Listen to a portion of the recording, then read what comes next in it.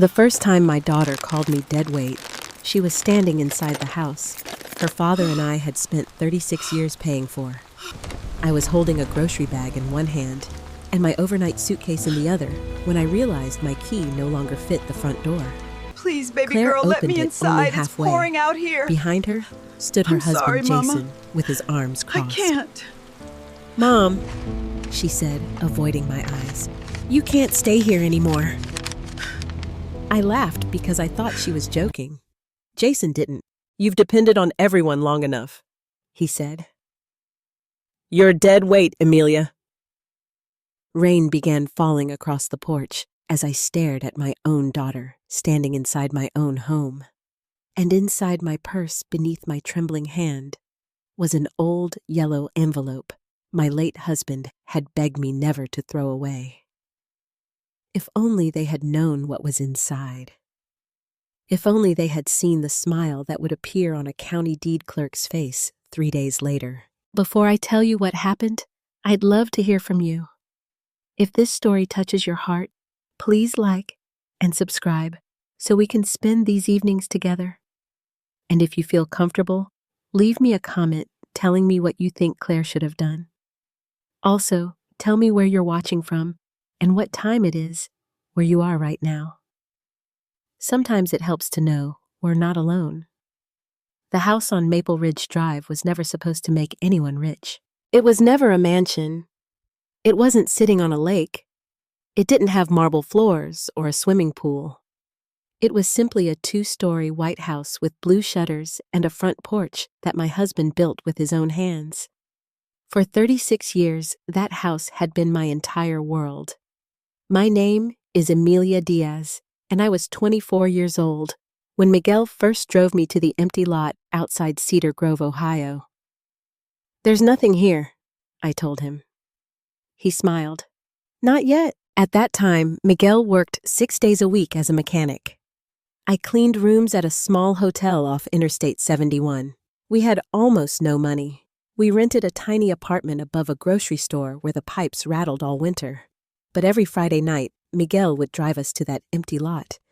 He would stand there with his hands in his pockets and describe the future. "The kitchen will face the sunrise.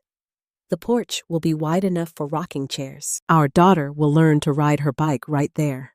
At the time, we didn't even have children. But somehow, he could already see them. When Claire was born 3 years later, the house was still unfinished. We lived among stacks of lumber and boxes of tools. Miguel installed drywall at night after work. I painted walls while carrying Claire in a baby sling against my chest. Our first Thanksgiving dinner was eaten on folding chairs. Our first Christmas tree leaned because the floor hadn't been finished. And somehow, those became the happiest years of my life. Claire grew up inside those walls. She learned to walk in the living room. Miguel marked her height on the pantry door every birthday. We planted a maple tree together when she turned 6. Every summer, she slept on the porch swing because she loved listening to the crickets. When people ask me when I was happiest, I never say a specific year. I simply say, when all 3 of us were home. Miguel adored Claire. Sometimes I think he loved her so much that he could never imagine she would one day break my heart. After he died 7 years ago, the house became quieter than I ever thought possible. Cancer took him slowly. The last 6 months of his life were spent between hospital rooms and our bedroom downstairs because he could no longer climb the stairs.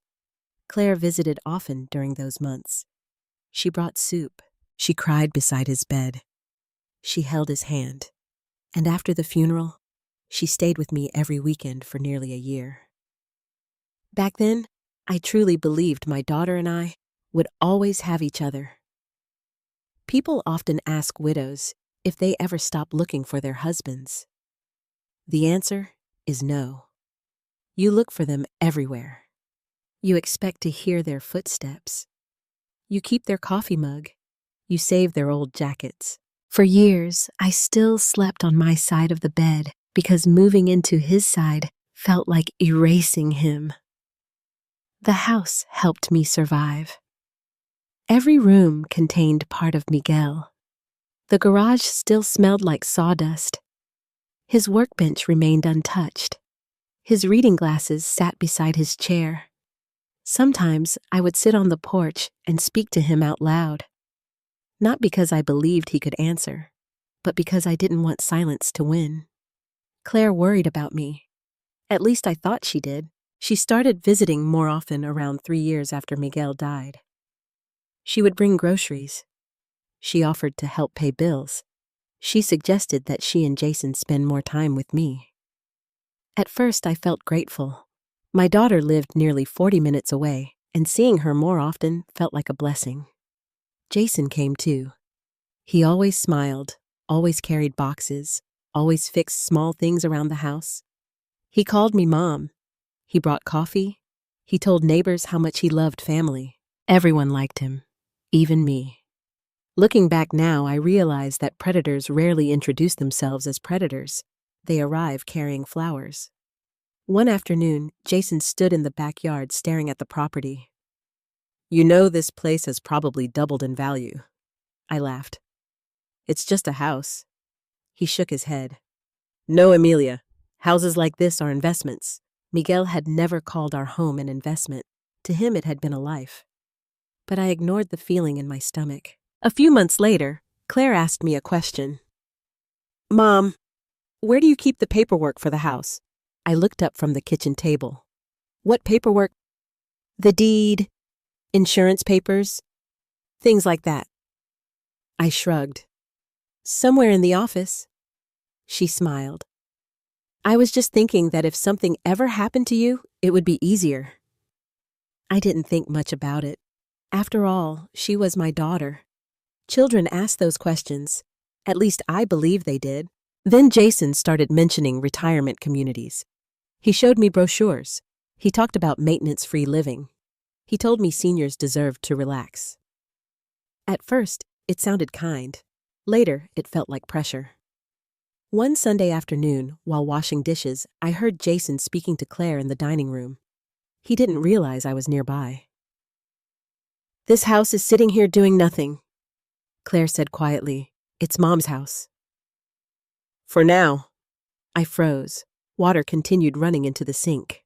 I remember gripping the counter because my knees suddenly felt weak. For now. 2 words.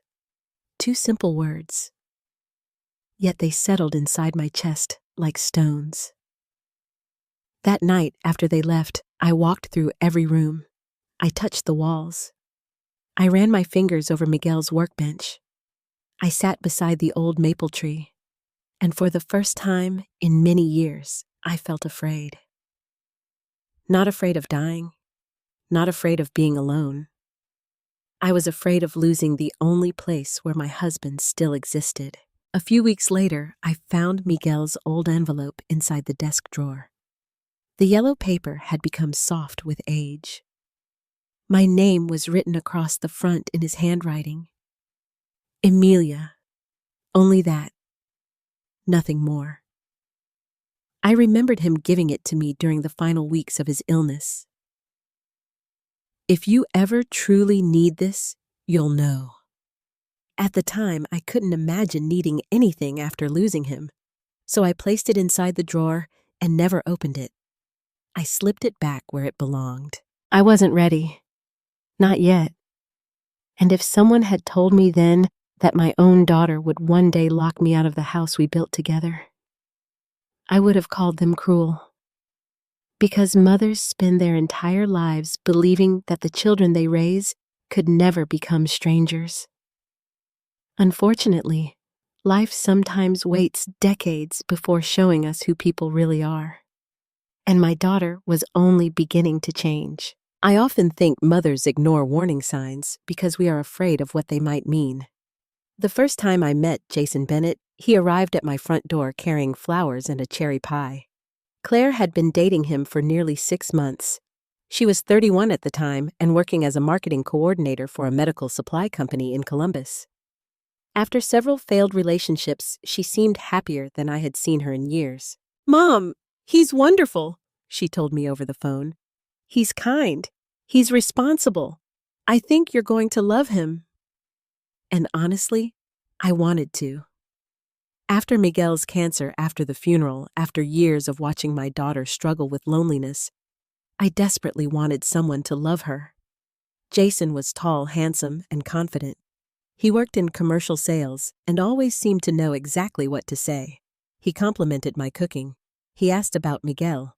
He listened when I spoke. Many men don't do that. At dinner that night, he looked around the dining room. This is a beautiful house, Emilia. I smiled. Miguel built most of it himself. Jason nodded. That's impressive. Houses like this aren't easy to afford anymore. It seemed like an innocent comment. At the time, everything he said seemed innocent. The wedding took place 18 months later. Claire looked beautiful. She wore a simple ivory dress, and for the first time since Miguel died, I genuinely felt joy.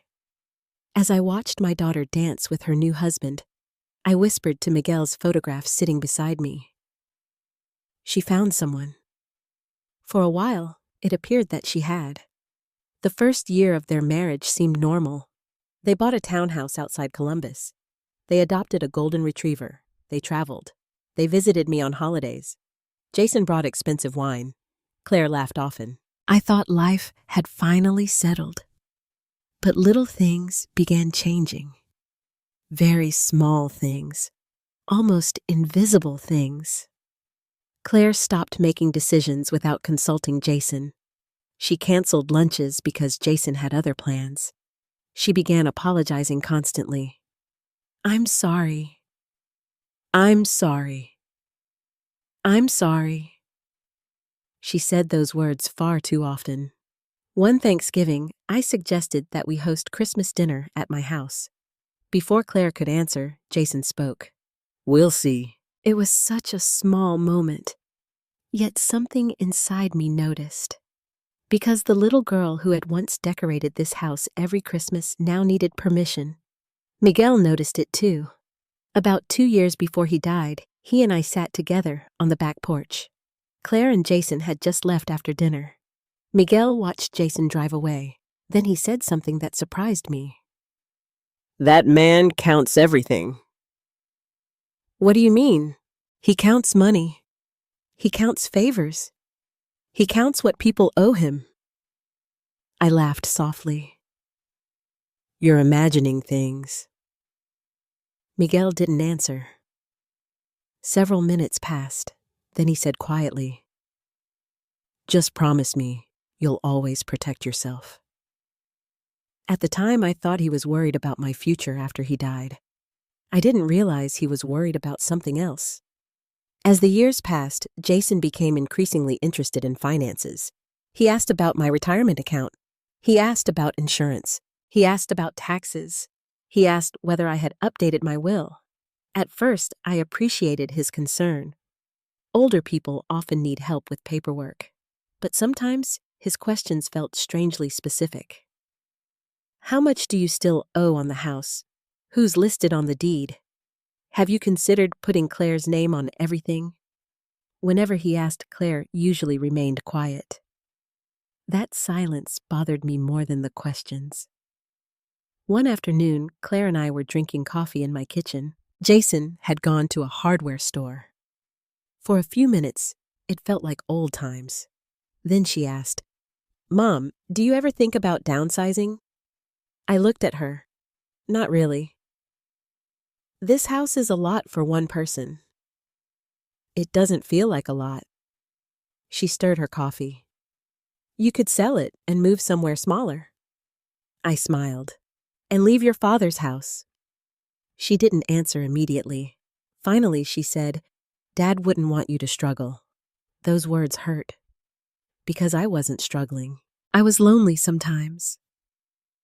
I missed my husband every day. But the house itself wasn't hurting me. The conversation ended there. Or at least, I thought it had. Several weeks later, I visited Claire and Jason at their townhouse. Jason sat at the dining room table reviewing papers, bills, credit card statements, loan documents. He quickly gathered everything when I entered. I pretended not to notice, but over dinner, he seemed distracted. Later that evening, while Claire washed dishes, he joined me on the patio. "The economy is rough right now." I nodded. "It is. Housing prices are crazy." I sipped my tea.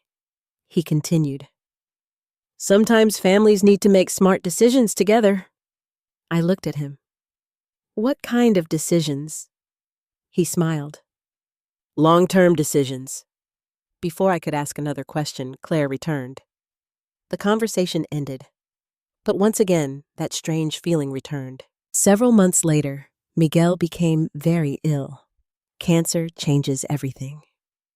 During those final months, Claire visited frequently. Jason came less often. When he did visit, he spent more time talking about practical matters than medical ones.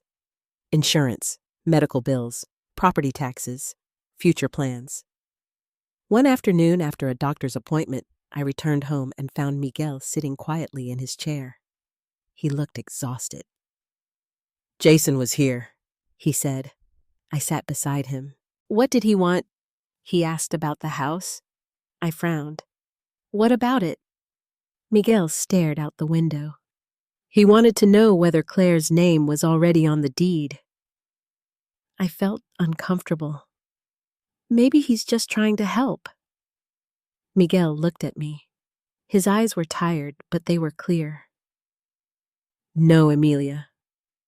That was all he said. No explanation, no argument, just those two words. No, Emilia. Several days later, I found him sitting in his study going through paperwork. He closed the folder when I entered. "What are you doing?" "Taking care of things." I kissed his forehead. "Can I help?" He smiled. "Not yet." After Miguel died, I discovered that some papers had been moved. Several files were gone. When I asked Claire whether she knew anything about them, she said no. Life became busy with grief. I stopped looking. Years passed. But Jason never stopped asking questions. One evening, while helping me carry groceries inside, he paused near the front door. "This property alone has to be worth close to $400,000 now." I laughed awkwardly. "I honestly don't know." He smiled. "You should." I remember looking toward Claire. She avoided my eyes. That frightened me more than anything Jason ever said. Because my daughter used to look directly at me. Now she looked away. The final conversation before everything changed happened about 2 months before I found myself locked outside my own house. We were eating Sunday dinner. The meal had been pleasant. We talked about television shows, neighbors, weather, normal things. Then Jason set down his fork. "We should really discuss long-term plans." I felt my stomach tighten. Claire remained silent. "What kind of plans?" I asked. Jason smiled. "The future." And for the first time, I realized that when he said the future, he wasn't talking about mine. He was talking about theirs. The invitation arrived on a Tuesday. Claire called me shortly after breakfast. "Mom, Jason and I want to come over Sunday night. We thought maybe we could all have dinner together." Her voice sounded unusually cheerful. For a moment, I felt relieved. The uncomfortable conversations of the previous months had slowly faded. We had spent less time discussing retirement money and future plans. I told myself that perhaps I had imagined some of my concerns. "That sounds wonderful," I said. "I'll make your favorite chicken casserole." She laughed. "I've missed that." So had I. For the rest of the week, I cleaned the house. At 62, cleaning took me longer than it once had, but I still enjoyed preparing for company. I dusted the living room, washed the good tablecloth, and polished the silver serving tray that Miguel had given me on our 20th anniversary. Sunday afternoon felt strangely familiar. The house smelled of rosemary and garlic. Soft jazz played from the kitchen radio. For the first time in months, I felt like a mother preparing to welcome her family home. Claire and Jason arrived shortly before 6. Claire hugged me quickly. Jason carried a bottle of wine. Everything seemed normal, almost. During dinner, Jason talked about real estate prices. He discussed interest rates. He complained about taxes. Claire mostly listened. I tried changing the subject several times. We spoke about neighbors, the weather, a new grocery store opening downtown. But every conversation somehow returned to money. After dessert, Jason cleared his throat. There are some things we wanted to discuss. My stomach tightened immediately. Claire looked down at her hands. I remember the sound of the grandfather clock in the hallway. Tick, tick, tick. It suddenly seemed very loud. What things? I asked. Jason leaned forward. We've been worried about you. I smiled politely. I'm doing fine. Claire finally spoke. Mom, you live alone. I know. The house is getting harder to maintain. I still manage. Jason folded his hands together. You shouldn't have to. His voice remained calm, reasonable, almost professional. We've been discussing some options. I glanced at Claire. She still wouldn't meet my eyes. What kind of options? Jason smiled. Maybe it's time to think about assisted living. I stared at him. Assisted living? Claire quickly added, not a nursing home, just somewhere with support. I felt my chest tighten. I'm not sick. No one said you were. I'm not incapable. Jason spoke softly. Nobody's accusing you of anything, Emilia. The use of my first name bothered me. He only used Mom when other people were present. Suddenly, he became very formal, very distant. I looked directly at Claire. Is this what you want? She hesitated. That hesitation hurt more than any answer. We just think about your future. My future. I stood and carried plates toward the sink. Nobody followed me. After a moment, Jason entered the kitchen. Can we sit down and discuss this like adults? I turned toward him. I am an adult. He smiled again. That smile had begun to frighten me. We've looked at some numbers. What numbers? The costs of maintaining this property. I stared at him. Why? Because someone has to. His words landed heavily. For years I had paid every bill, every tax payment, every insurance premium, every repair. Miguel and I had spent decades protecting this house. Yet suddenly, I was being treated like a child. We returned to the dining room. Jason pulled several papers from a folder. I hadn't noticed the folder before. Perhaps he had brought it intentionally. Perhaps this entire evening had been planned. He slid papers across the table. Property values, estimated taxes, maintenance costs, market reports. Claire finally spoke. The house could sell for a lot now. I looked at her. You want me to sell it? No. She hesitated. Not exactly. Jason answered instead. We think it makes sense for everyone. Everyone. Not you, not me. Everyone. The room suddenly felt smaller. I looked toward Miguel's photograph sitting on the bookshelf. He had been gone 7 years, but I wished he were sitting beside me. Jason continued speaking. If you sold the property, you could move somewhere easier to manage. And then, he shrugged, you'd have money. I already have enough money. Claire looked surprised. Do you? That question stunned me. For the first time, I realized that my daughter had absolutely no idea about my finances. She assumed things. Jason probably assumed even more. I quietly said, I'm comfortable. Jason leaned back. Well, eventually these decisions have to be made. I felt something cold settle inside me. What decisions? He exchanged a glance with Claire. Then he said something that I have never forgotten. We checked the county records. Silence filled the room. I stared at him. What do you mean, the property information? Why? He shrugged. It's public information. My heartbeat became louder. What exactly were you looking for?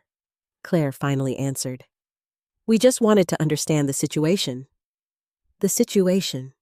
My home had become a situation. My life had become a situation. I suddenly remembered Miguel sitting on the porch.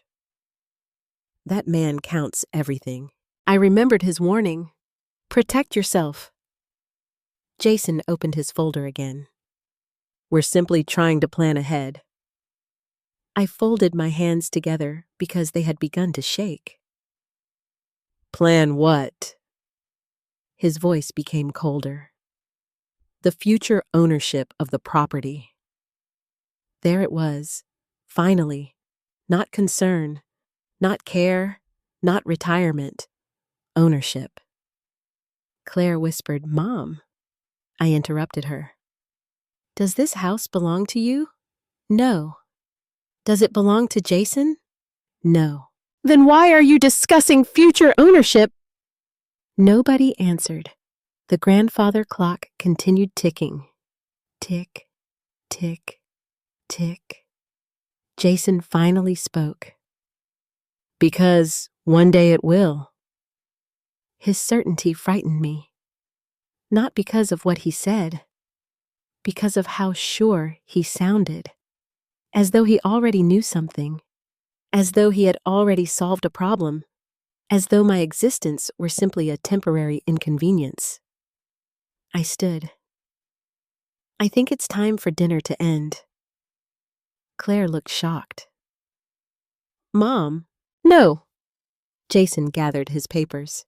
He seemed annoyed, not embarrassed. As they prepared to leave, Claire finally approached me. We only want what's best.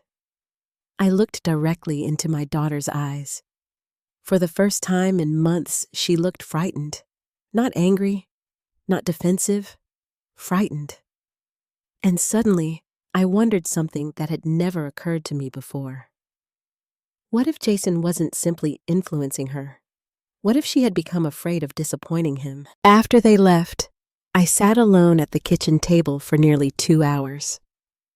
The dishes remained dirty. The house was quiet. Outside, rain began falling.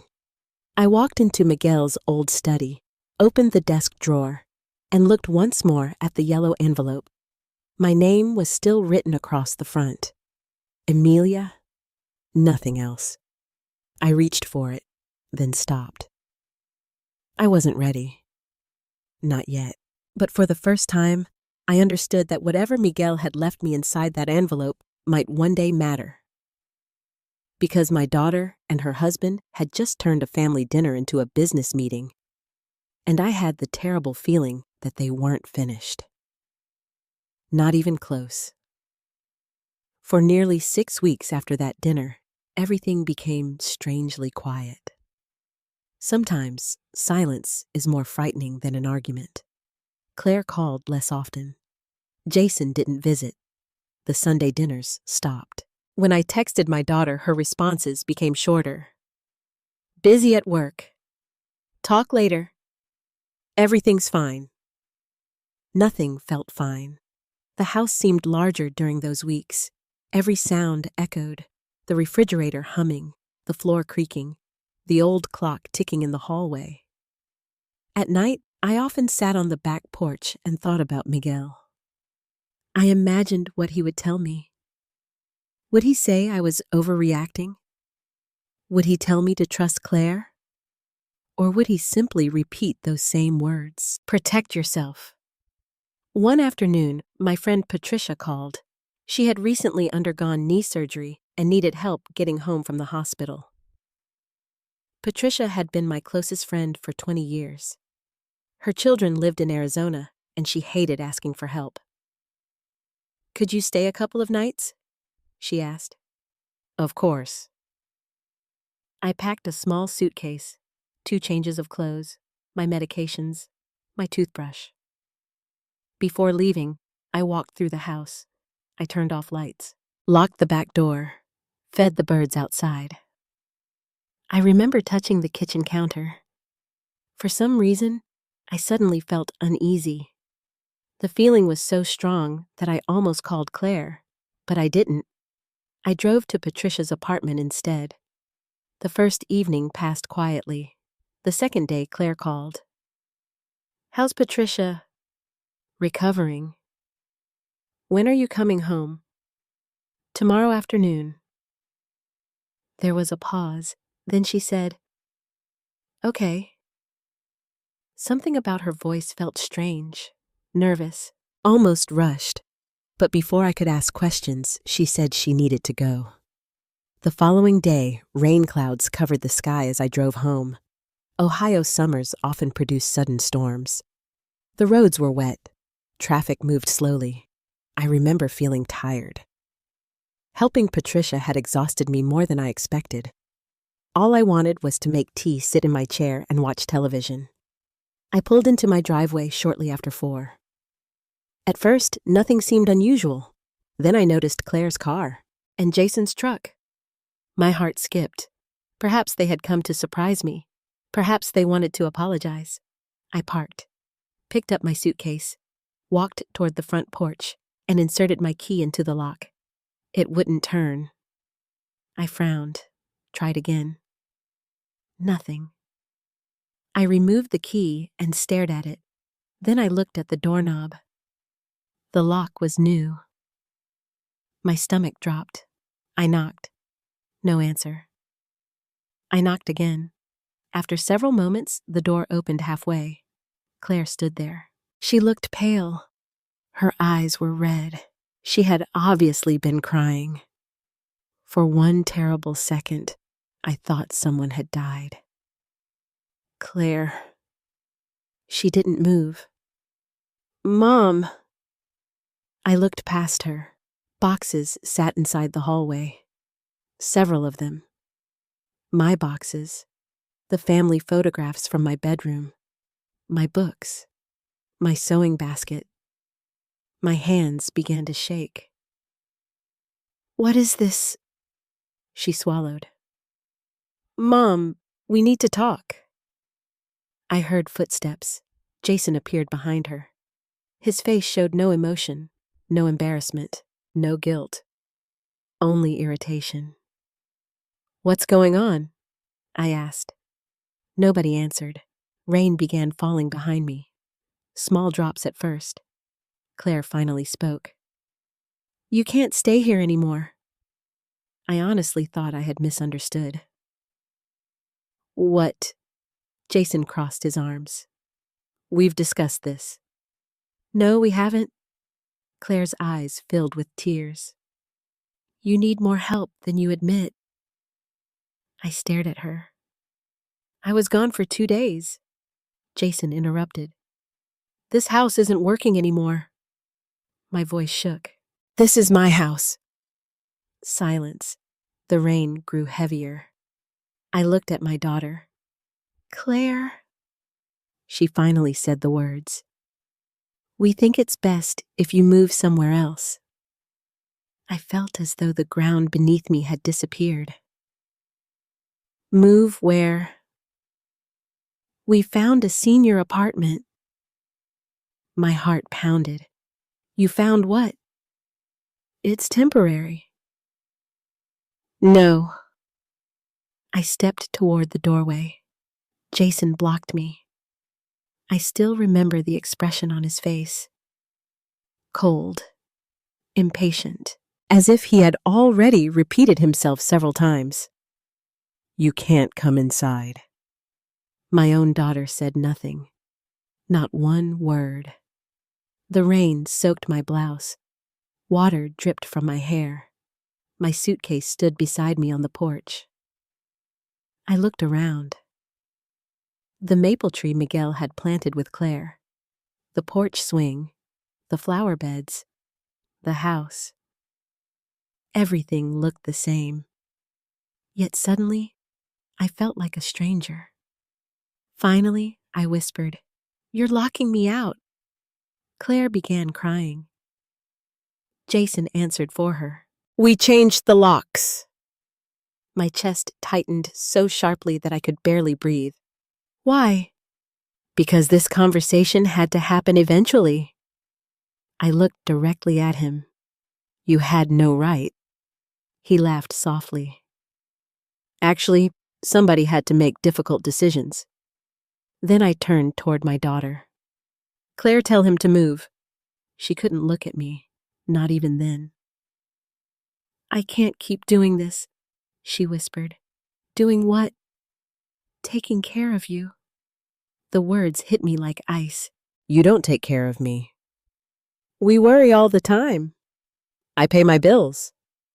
You live alone. I want to live alone. Jason sighed heavily. As people age, they stop seeing reality. I stared at him. He looked at me the way someone looks at broken furniture. Something old. Something inconvenient. Something that needs to be removed. Then he said the sentence that would replay inside my head for weeks. You're dead weight, Emilia. Claire gasped. Even she seemed shocked. But she didn't defend me. She didn't say he was wrong. She simply stood there, crying, silent. And in that moment, I realized something devastating. My daughter had already chosen. Maybe not willingly, maybe not completely, but she had chosen. The rain now poured across the porch. I could barely see through the water. I picked up my suitcase. My hands were trembling so badly that I almost dropped it. Then I remembered something. The envelope. My purse sat over my shoulder. Inside it, wrapped in an old handkerchief, was the yellow envelope Miguel had given me years earlier. For some reason before leaving to help Patricia, I had placed it inside my purse. Perhaps instinct. Perhaps fear. Perhaps Miguel himself whispering from somewhere I could not understand. I touched the envelope. The paper felt soft beneath my fingers. Jason pointed toward the boxes. We packed your things. My things, as if I had already died, as if they were cleaning out an estate. I looked one final time at my daughter. She finally raised her eyes. Mom? I waited, perhaps for an apology, perhaps for her to run toward me, perhaps for her to say she had made a mistake. Instead, she whispered, Please understand. Understand. The word felt impossible. I nodded slowly, not because I agreed, not because I forgave them, but because something inside me had suddenly become very calm, very quiet. I picked up my suitcase. I took one step backward, then another. The rain covered my tears. Neither of them followed me. Neither of them came down the porch. I reached my car, sat behind the steering wheel, and finally opened my hand. The yellow envelope rested there. My husband's handwriting stared back at me. Emilia. Only that. Nothing else.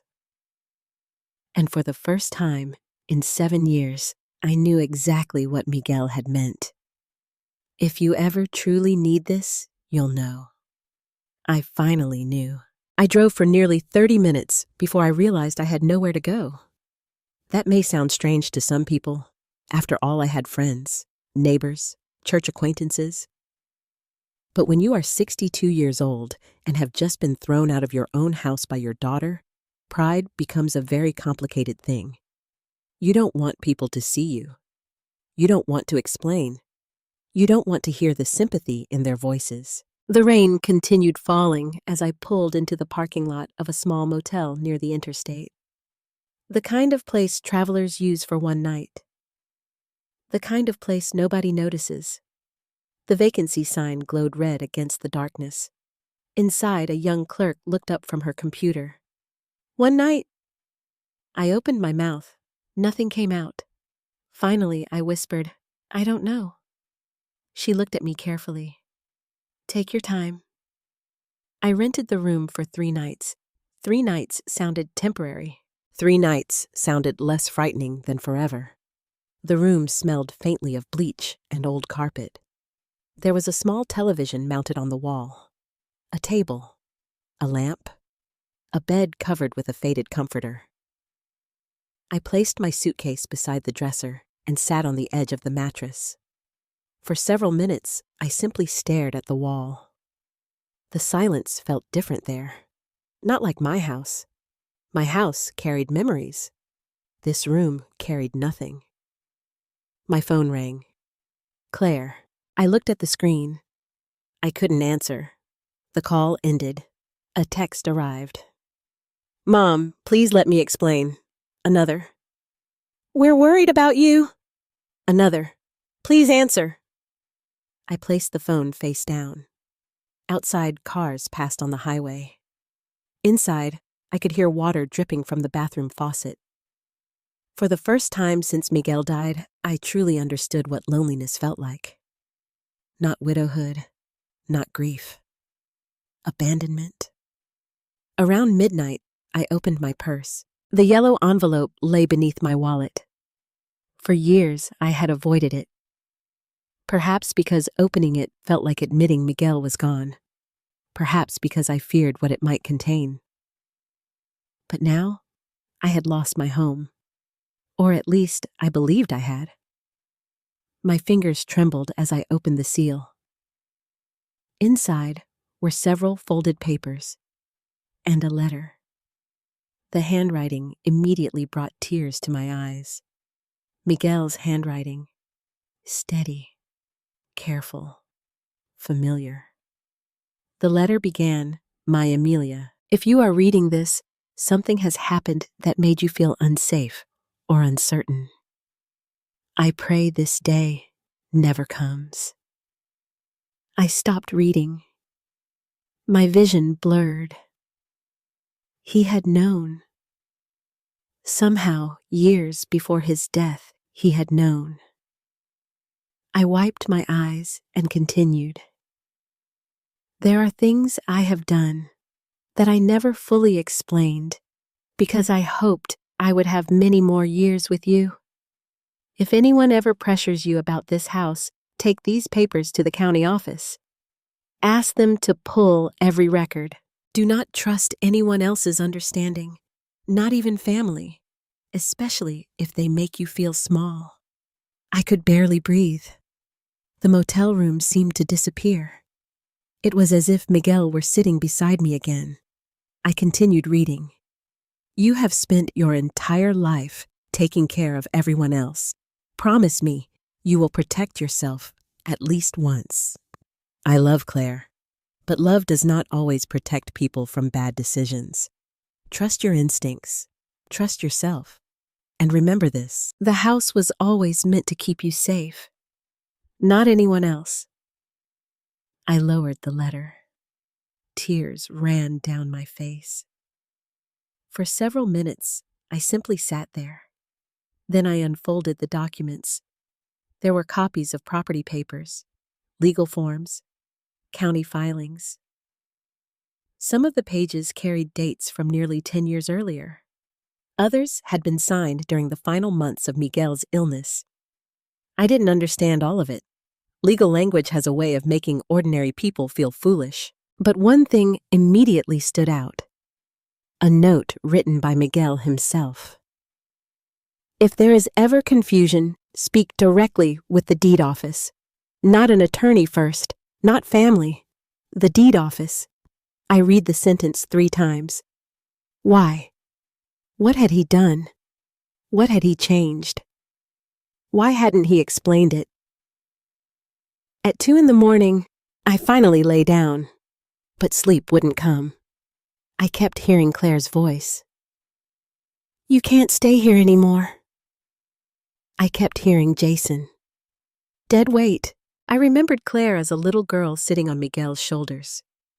I remembered her learning to ride her bicycle, her first school dance, her college graduation. Where had she gone? Had Jason changed her, or had I simply failed to see who she had become? The next morning, I woke with swollen eyes. My phone contained 12 missed calls, 9 from Claire, 3 from unknown numbers. There were messages. Mom, please call me. Jason says we need to talk. You can't stay in a motel. Please. The words felt strange. You can't stay in a motel. As if I couldn't stay in my own house either. I called Patricia. She answered immediately. Emilia, where are you? My voice broke. I don't know. She listened quietly while I explained everything. Several times she became angry. Several times she cried. When I finished, she said something very simple. What would Miguel tell you to do? I looked toward the yellow envelope. He already did. That afternoon, I spread every paper across the motel table. Some of the documents included legal descriptions of the property, parcel numbers, dates, signatures, county recording stamps. One paper carried a handwritten note. County Recorder's Office. Ask for complete chain of title. I didn't even know what that meant. But Miguel obviously did. I remembered his final months, his quiet trips away from the house, the afternoons when he met with someone and refused to explain, the folders he kept inside his desk. He had been preparing something, not because he expected Claire to hurt me, but because he understood people, especially Jason. For years, I had remembered only one conversation. Protect yourself. Now I began remembering another. About 6 months before he died, Miguel sat beside me on the porch. I won't always be here. I became angry. Don't say that. He smiled. You'll be stronger than you think. I shook my head. I don't want to be strong. He squeezed my hand. One day, you'll have no choice. Sitting alone inside that motel room, I finally understood. Strength wasn't loud. It wasn't anger. It wasn't revenge. Strength was simply standing up after people tried to convince you that you had no place left to stand. That evening, I called the county office. The receptionist answered. County Recorder's Office. My hands shook. My name is Emilia Diaz. How may I help you? I looked down at Miguel's note. My late husband told me that if I ever had questions about my property deed, I should come speak with someone in person. There was a pause. Then the woman asked gently, Do you have copies of your documents? Yes. Bring everything. Everything. Yes, ma'am. Her voice softened. My name is Linda Foster. Ask for me when you arrive. When should I come? Tomorrow morning.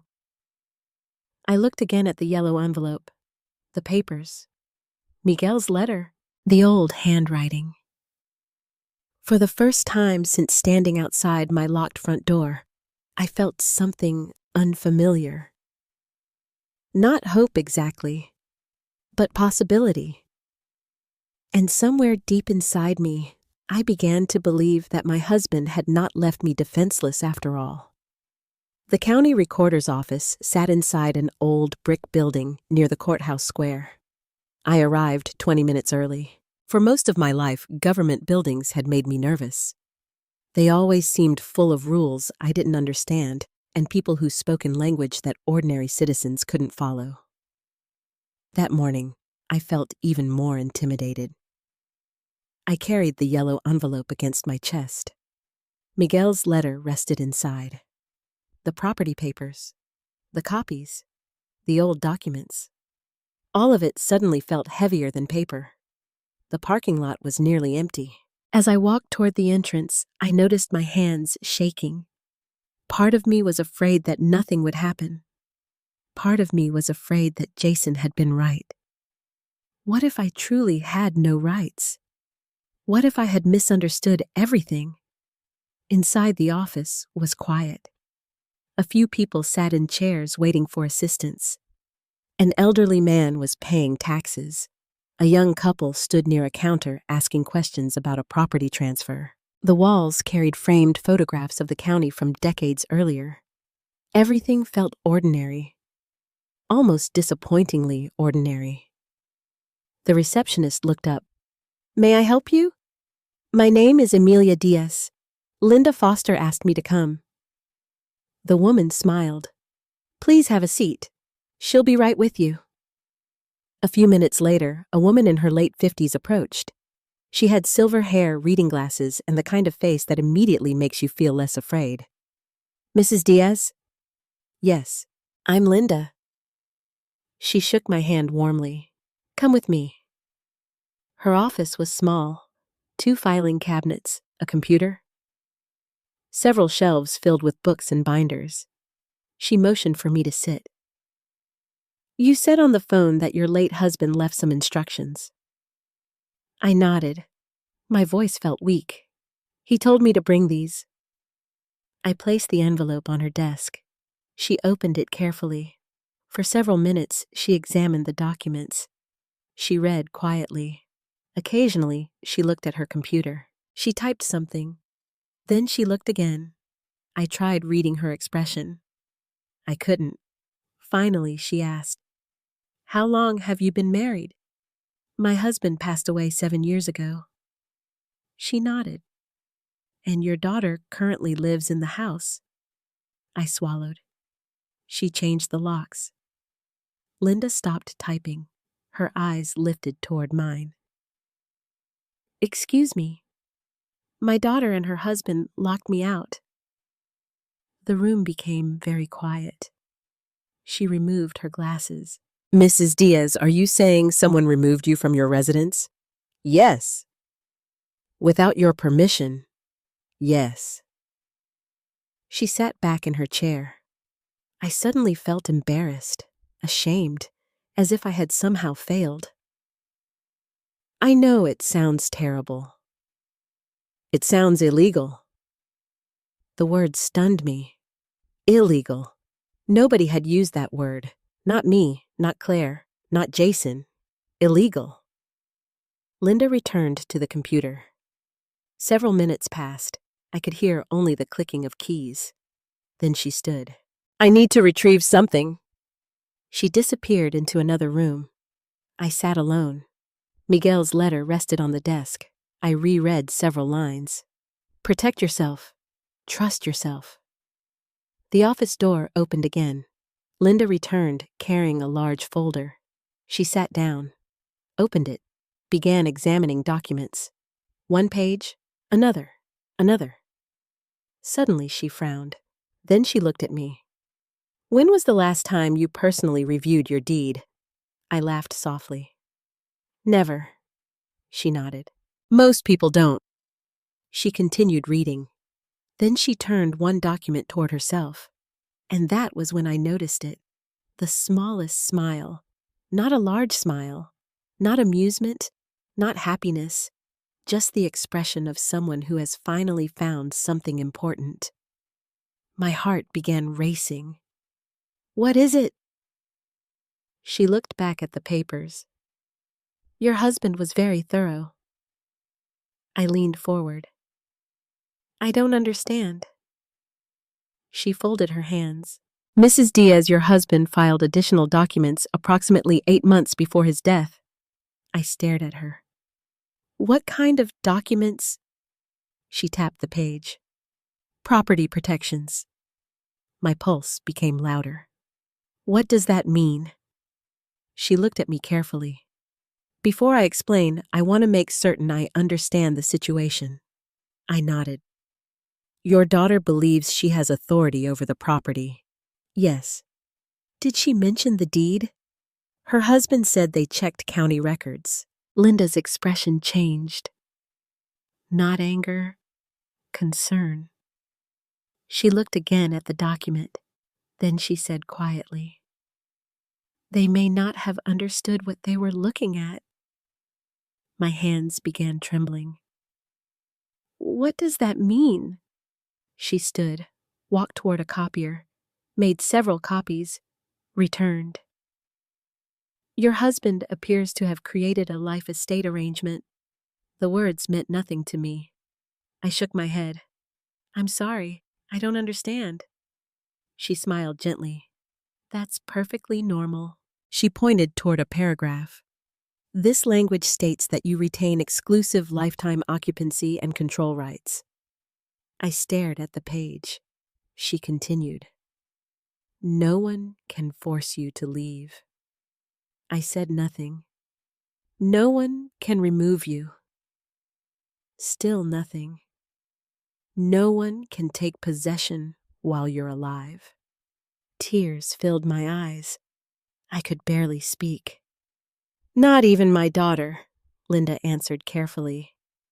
Not even your daughter. For several moments, neither of us spoke. I suddenly remembered Miguel sitting beside me during chemotherapy, his weak hands, his tired face, the folders he carried, the meetings he never explained. He had been protecting me, years before I needed protection. I finally asked, why didn't he tell me? Linda looked down at the papers. Maybe he hoped you would never need this. The office suddenly blurred. I wiped my eyes. I thought I lost my home. She shook her head. You need to understand something very clearly. Her voice became firm. This is still your home. I could barely breathe. For days, I had felt homeless, discarded, worthless. And now, a woman I had never met was telling me that none of it had changed. My house was still my house. My rights were still my rights. My husband had not abandoned me. He had prepared for me. Linda opened another file. There's something else. My stomach tightened. What? She hesitated. Someone requested copies of certain records about 18 months ago. I immediately knew. Jason. She nodded slightly. He may have seen portions of the documents. Then why would he do this? She looked directly into my eyes. Because he either misunderstood the documents, she paused, or hoped that you would. The room became completely silent. For the first time since standing in the rain outside my own front door, anger finally appeared. Not rage, not revenge, something quieter. The understanding that someone had counted on my fear, counted on my age, counted on my grief, counted on me believing I had no power. Linda handed me several certified copies. Keep these. I held them carefully. My name appeared repeatedly. Emilia Diaz. The papers felt strangely warm. As I prepared to leave, I asked the question that had haunted me for days. Am I really allowed to go home? Linda smiled softly. Mrs. Diaz, she tapped the documents. You never stopped living there. And for the first time since my daughter closed that door in my face, I began to believe her. I sat inside my car for nearly 20 minutes after leaving the county recorder's office. The certified copies rested on the passenger seat. Miguel's letter lay on top of them. Outside, people walked through the courthouse square carrying coffee cups and briefcases. Life continued exactly as it had the day before. But my entire world had changed. 3 days earlier, I had been standing in the rain believing that I had lost my home. Now, a county clerk had looked at my husband's documents and quietly told me something I could barely understand. You never stopped living there. I picked up one of the certified copies.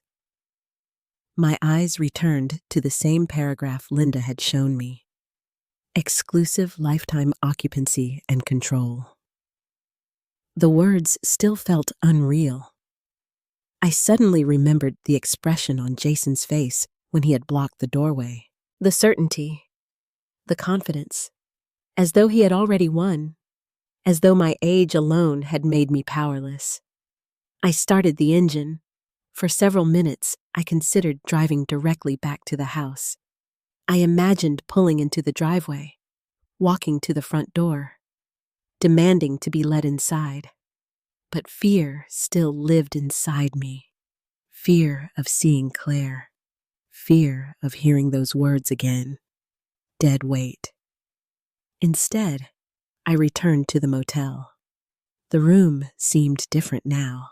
Not because it had changed, because I had. I spread the documents across the table once more. This time, I read more carefully. Several pages carried official county stamps. Others contained signatures. Miguel's signature appeared repeatedly. Strong, confident, as if he had known exactly what he was doing. At the bottom of one page, his handwriting appeared. For Emilia's protection. I touched the words. My husband had spent the final months of his life preparing something that I never knew existed. Not because he distrusted me, because he feared what might happen after he was gone. The motel phone rang unexpectedly. I nearly jumped. It was the front desk. "Mrs. Diaz, there's someone here asking for you."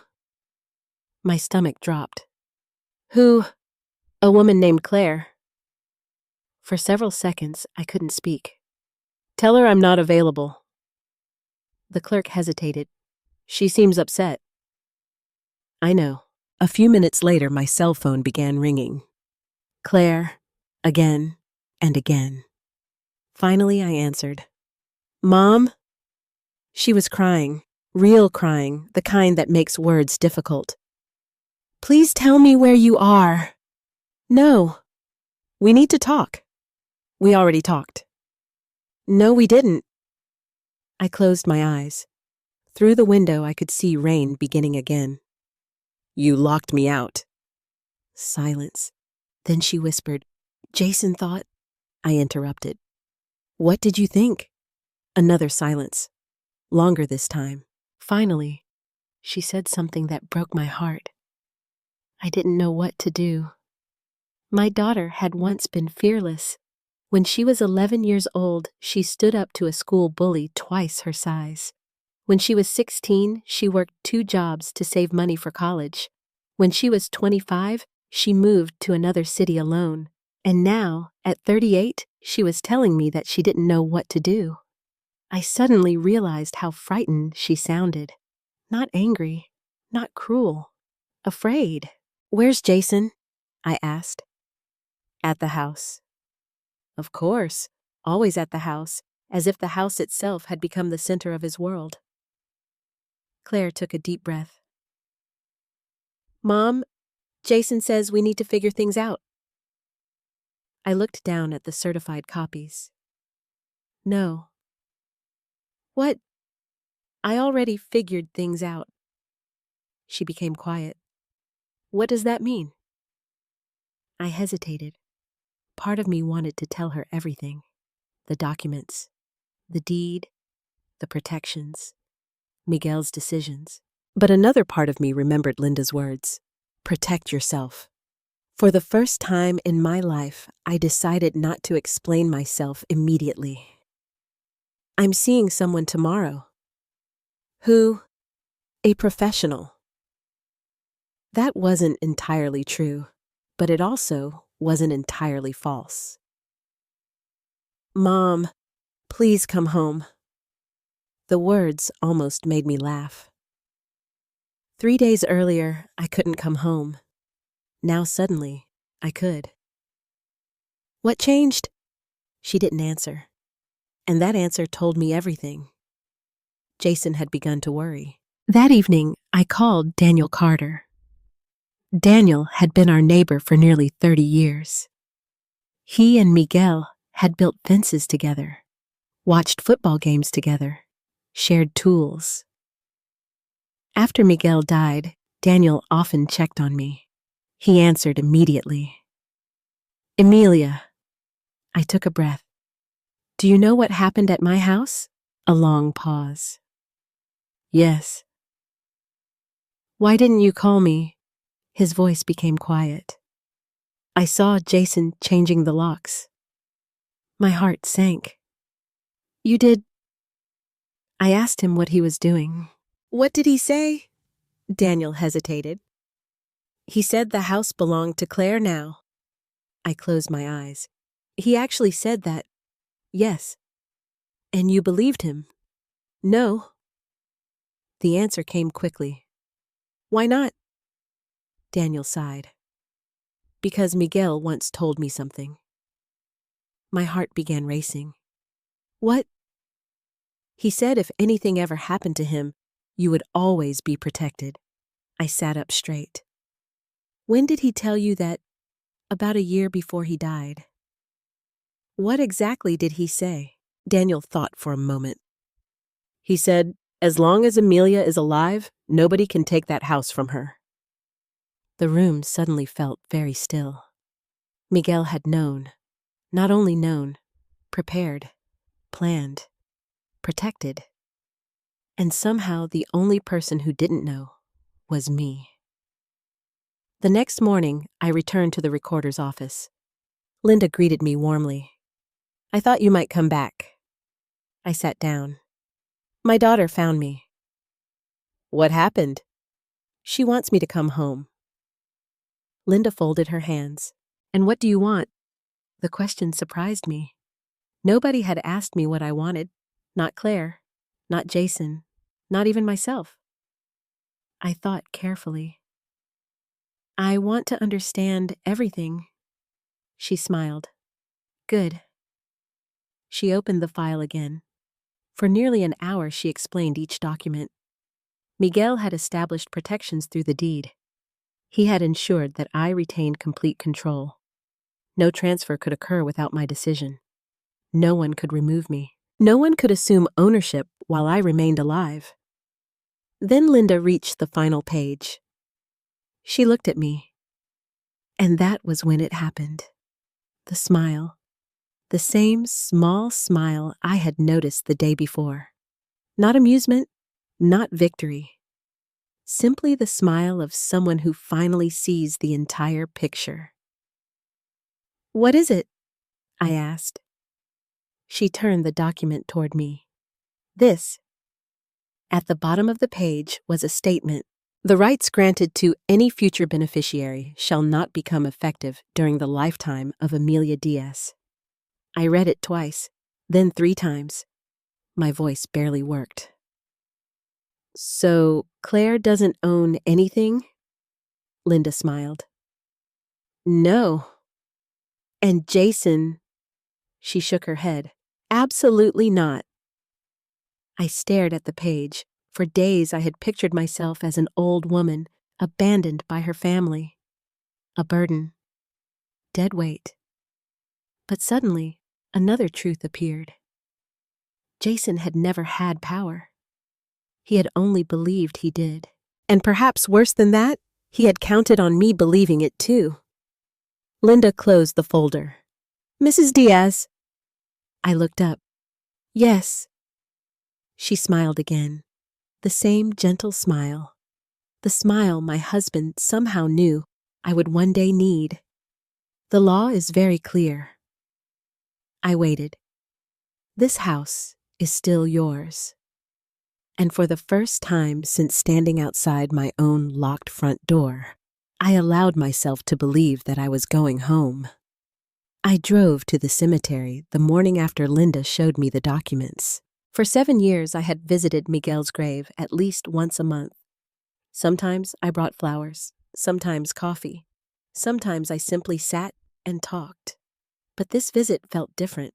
The sky was overcast. The grass still carried drops of rain from the night before. I stood in front of his headstone holding the certified copies in my hands. Miguel, I whispered, what exactly did you know? The wind moved softly through the trees. Of course, there was no answer. But for the first time since his death, I realized that my husband had continued protecting me long after he was gone. I sat on the bench nearby. The yellow envelope rested beside me. His letter had become wrinkled from being opened so many times during the previous days. One sentence kept returning to me. I love Claire, but love does not always protect people from bad decisions. At first, I thought he had written those words because he feared that Claire might become selfish. Now, I wasn't so sure. Perhaps he had seen Jason more clearly than the rest of us. Perhaps he had seen something that I refused to see. As I sat there, another memory surfaced. About 8 months before Miguel died, he disappeared for nearly an entire afternoon. At the time, his treatments had already begun. He was tired, weak. Walking across the living room exhausted him. When he returned home that evening, he carried a small leather folder. I asked him where he had been. Taking care of paperwork. What paperwork? He smiled. Things husbands are supposed to do. I never asked again. Cancer makes you choose your battles. You spend so much energy worrying about survival that paperwork feels unimportant. Now I understood that the folder had probably contained the very document sitting beside me. Miguel had spent part of his final strength protecting me.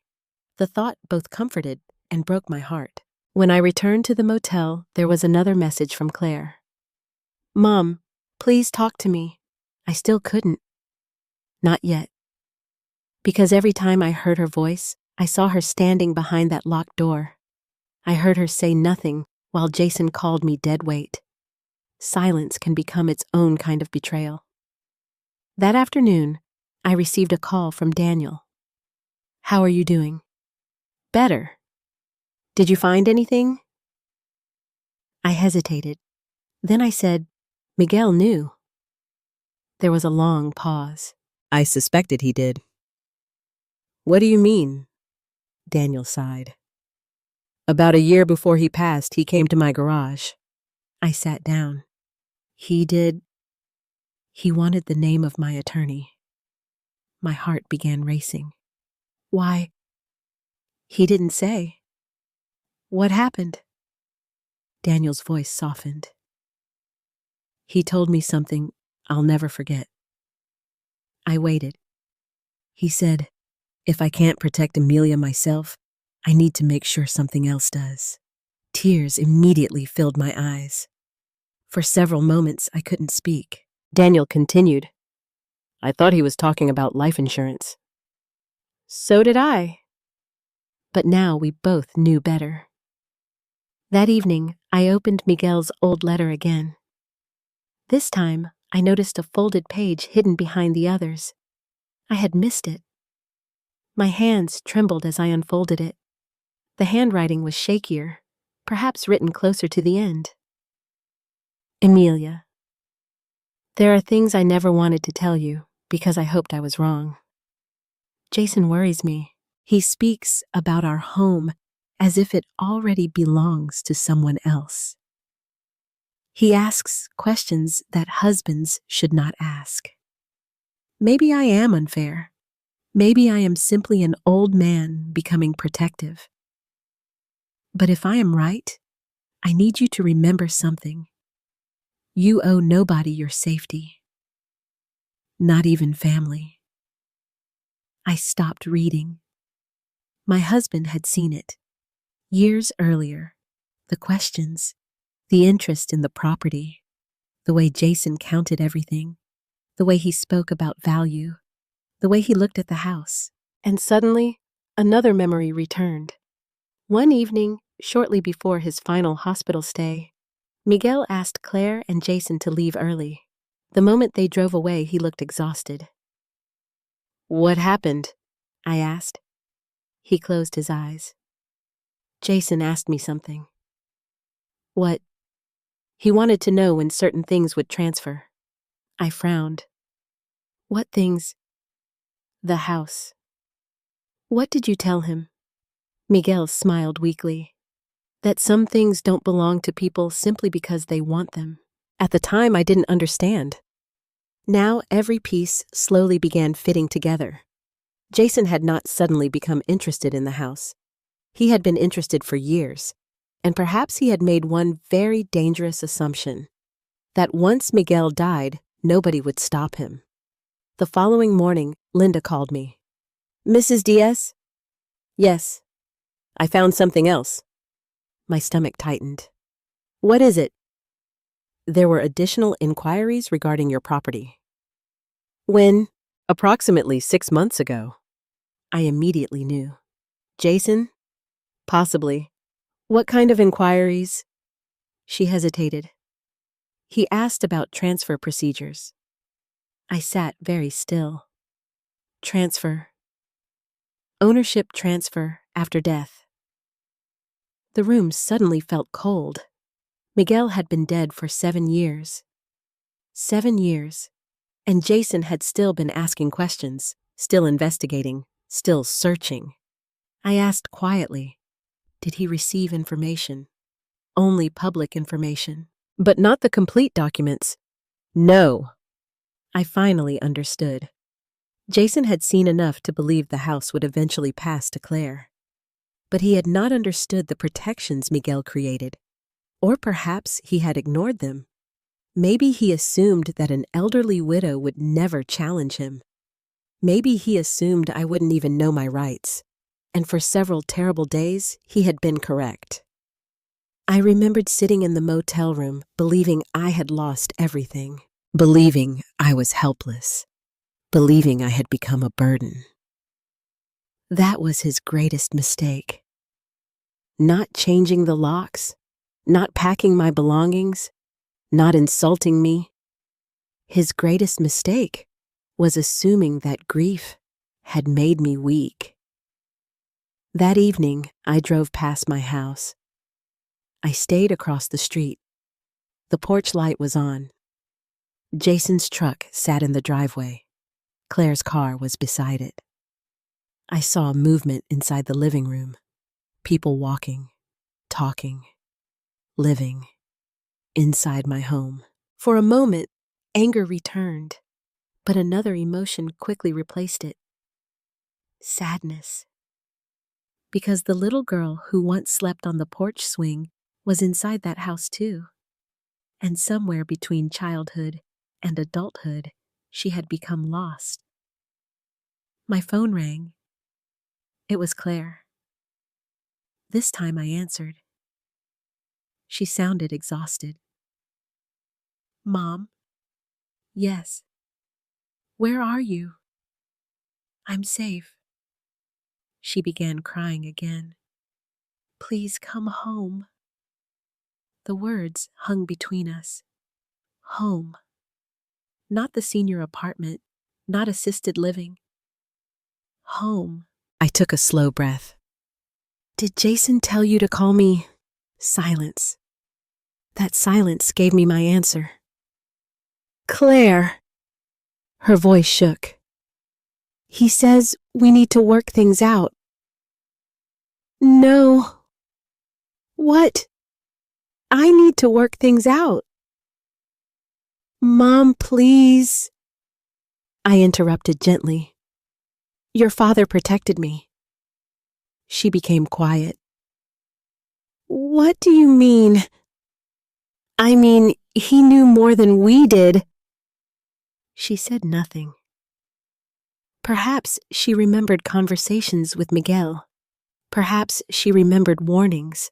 Perhaps she remembered questions that Jason had asked.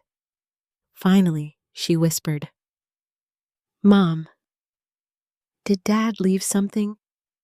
I looked at the letter resting beside me. Yes. What? I closed my eyes.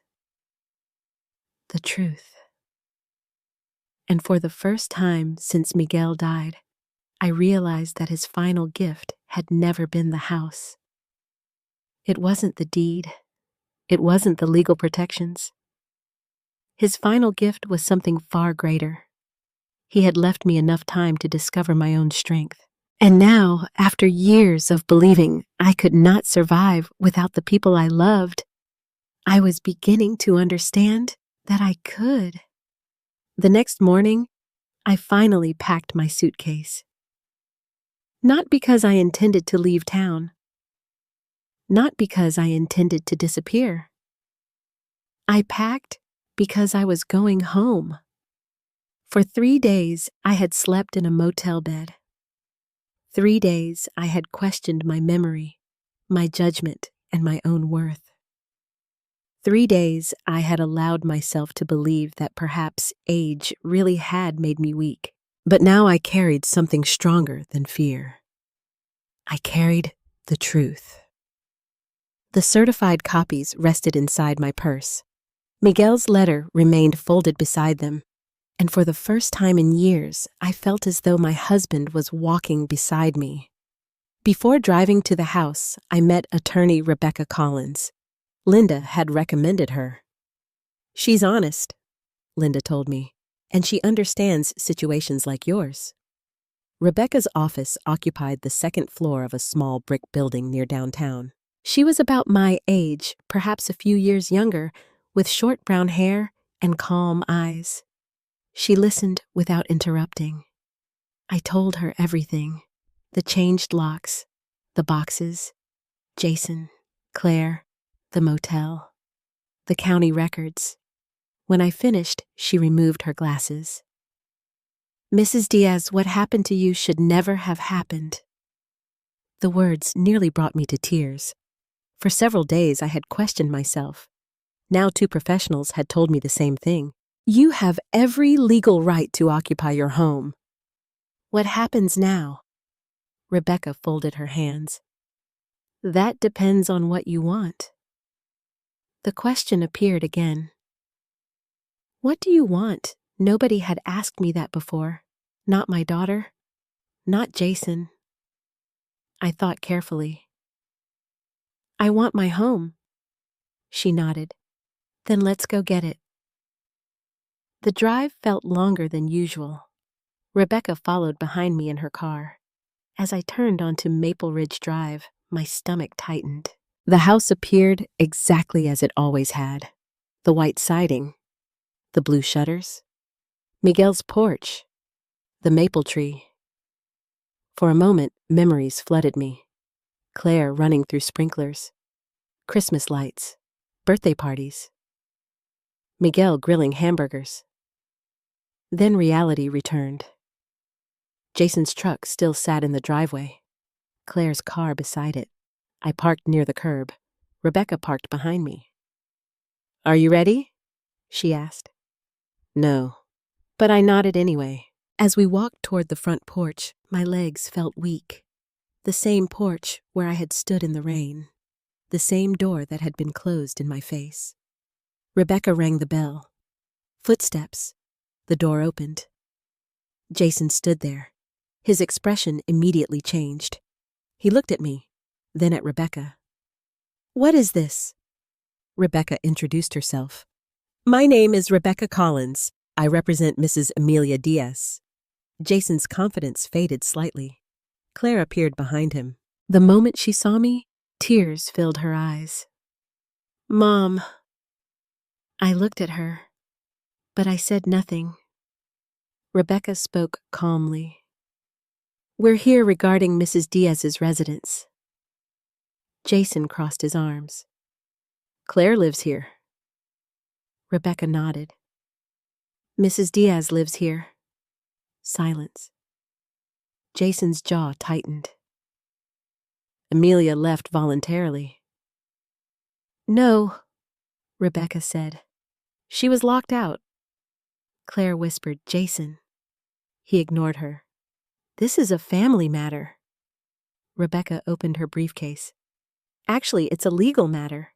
She handed him copies of the documents. I watched his face as he read. His confidence began disappearing. He turned pages, read again, then looked at me. "What is this?" I finally spoke. "It's my home." "No." His voice became sharper. "No, that's not right." Rebecca remained calm. "These documents were recorded years ago." Jason looked at Claire. She appeared confused. "What does it mean?" Rebecca answered. It means Mrs. Diaz retains exclusive lifetime rights and control of the property. Claire stared at me. What? I saw genuine shock, real confusion, and in that moment I realized something. Claire truly hadn't known. Jason had either hidden the truth or misunderstood it himself. He looked toward me. Who told you this? My husband. His face hardened. He's dead. The words hit me harder than they should have. Rebecca immediately stepped forward, and fortunately, Mr. Diaz prepared very carefully before he passed. Jason's breathing became heavier. You can't just walk in here. Rebecca looked directly at him. Actually, she can. Claire spoke quietly. Jason, is this true? He didn't answer. That silence frightened her. I could see it. For years she had trusted him, relied on him, believed him, and now the ground beneath her had begun to move. Rebecca continued. Changing the locks without Mrs. Diaz's consent was improper. Jason's face reddened. Improper? Potentially illegal. The word filled the room. Illegal. The same word Linda had used. Claire sat down suddenly. What? Rebecca remained calm. Mrs. Diaz was denied access to her residence. Jason shook his head. We were helping. I finally spoke. By packing my belongings. He looked at me. You needed help. No. His voice rose. You can't maintain this place. I have. You live alone. I choose to. You need assistance. I felt something inside me change. For years, I had avoided conflict, avoided anger, avoided disappointing people. But now, I looked directly at him. I needed a daughter. Silence. I needed kindness. More silence.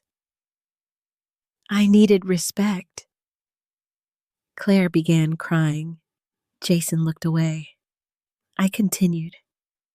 I did not need you deciding whether I deserved my own home. The room felt heavy. No one spoke.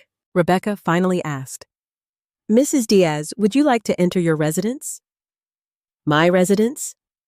The words sounded almost unbelievable. I looked toward the doorway, the familiar hallway, the staircase, the framed photographs. And suddenly, I became afraid. Not of Jason, not of Claire, of the pain. Because once I stepped inside, I would see the boxes, the packed belongings, the evidence that my own daughter had prepared to remove me from my life. Still, I walked forward. Jason moved slightly, reluctantly. As I crossed the threshold, my eyes filled with tears. The house smelled the same. Coffee, wood, the faint scent of old books. Home. The boxes sat near the living room. My blankets, photographs, books, Miguel's tools. Everything had been packed, as if I had already died. Claire began sobbing. I'm sorry. I looked at her. She seemed smaller somehow. Not because she had changed, because the certainty had disappeared. She finally asked the question neither of them had expected. What did Dad do? I held the papers tightly. He protected me. Jason laughed bitterly. He never trusted me. The room became still, and suddenly everyone understood something. Miguel had seen the future long before any of us. He had seen the questions, the interest, the calculations. He had recognized something dangerous, and he had prepared for it. Rebecca closed her briefcase. I suggest everyone take some time to think carefully about what happens next. Nobody argued. Nobody moved. Outside, wind moved through the maple tree. Inside, my husband had finally returned home, Not in person, but through the one thing he left behind, the truth. And for the first time since my daughter closed that door in my face, I stood in my own living room again, not as a burden, not as dead weight, but as the woman my husband had spent his final days protecting. The silence after Rebecca left felt heavier than the argument itself. No one moved. No one spoke. The late afternoon sunlight stretched across the living room floor, illuminating the boxes that still sat near the wall. My boxes. My life. My daughter sat on the couch with tears running down her face. Jason stood near the dining room holding the documents. He kept reading the same pages as if the words might somehow change. Finally, he looked up. "This doesn't make sense." I sat in Miguel's chair. For the first time in days, I allowed myself to sit there. "It makes perfect sense." "No." His voice sharpened. "There has to be something else." Claire looked at him. "Jason?" He ignored her. He flipped through the papers again. "The house was supposed to transfer." I looked directly at him. "To whom?" He didn't answer. The silence became uncomfortable. Claire wiped her eyes. "What do you mean, supposed to?" Jason rubbed his forehead. "I mean, eventually." "No," Claire said quietly. "What did you mean?" I watched my daughter carefully. Something had changed. The certainty she carried for years was disappearing. Questions had replaced it, and Jason seemed frightened. Not angry, frightened. I suddenly remembered what Linda had said. Maybe he misunderstood, or maybe he hoped you would. Jason sat down heavily. "This changes things." I spoke softly. "It changes nothing." He looked at me. "The house isn't available." Available? The word caught my attention. Not home, not family, not memories. Available. As if the property had been an opportunity. As if he had been waiting. Claire stared at him. "What are you talking about?" Jason stood. "We need to discuss this privately." "No." My daughter's voice surprised all of us. She stood slowly. "No, we don't." Jason's expression hardened. "Claire." She shook her head. "What did you mean when you said the house would eventually be ours?" He sighed heavily. "Everyone assumed." "No." She interrupted him. "You assumed." The room became very quiet. For years, I had blamed Jason for everything. But in that moment, I saw something else. He had spent years controlling conversations, finishing sentences, making decisions, explaining reality to everyone around him. And nobody had challenged him. Not me, not Claire. Until now. He walked into the kitchen, opened a cabinet, closed it again. His movements became restless, nervous. Then his phone rang. He looked at the screen and immediately silenced it. Claire noticed. "Who was that?" "No one." The answer came too quickly. A few moments later, the phone rang again. He stepped outside. Claire watched through the window. Her face changed. "What?" I asked. "He's been doing that for months." "What?" "Taking calls outside." She sat beside me. For the first time in years, she looked like the little girl who once came to me with problems. "I'm sorry, Mom." I wasn't ready to answer. Not yet. Instead, I asked, "What happened?" Tears returned. "I don't know." "Yes, you do." She lowered her eyes. "He kept saying we needed security." "What kind of security?" "A bigger house. More money. Less debt." The final word caught my attention. Debt.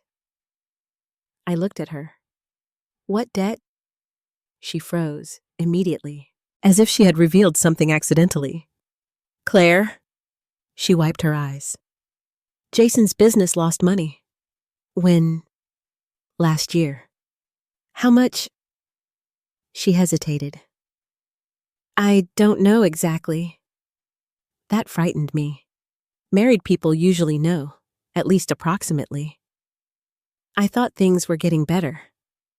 That's what he said. And she shook her head. I don't know anymore. The front door opened. Jason returned. His face looked pale. He sat down without speaking.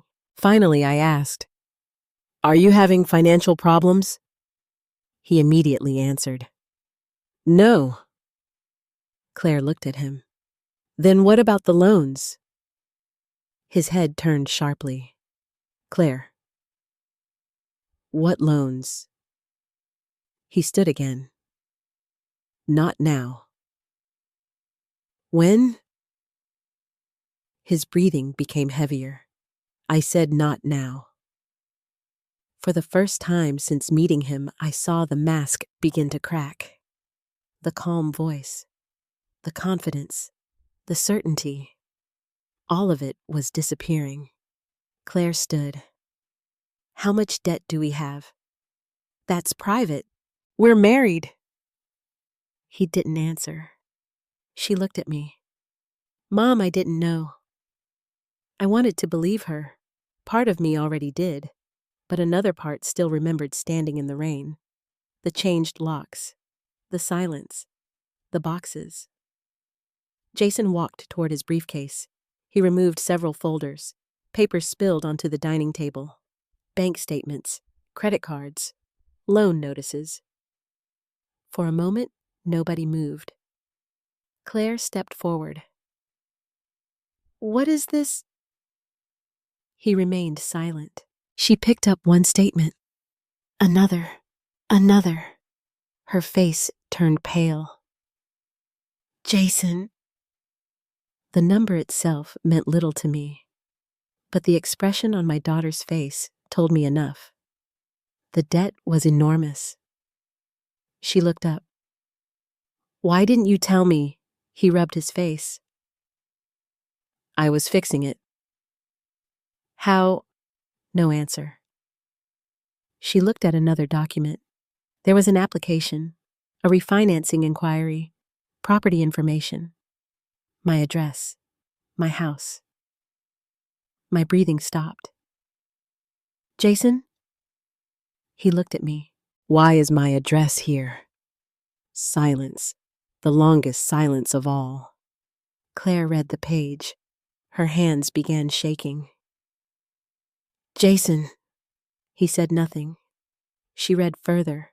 The color disappeared from her face. "You used Mom's address.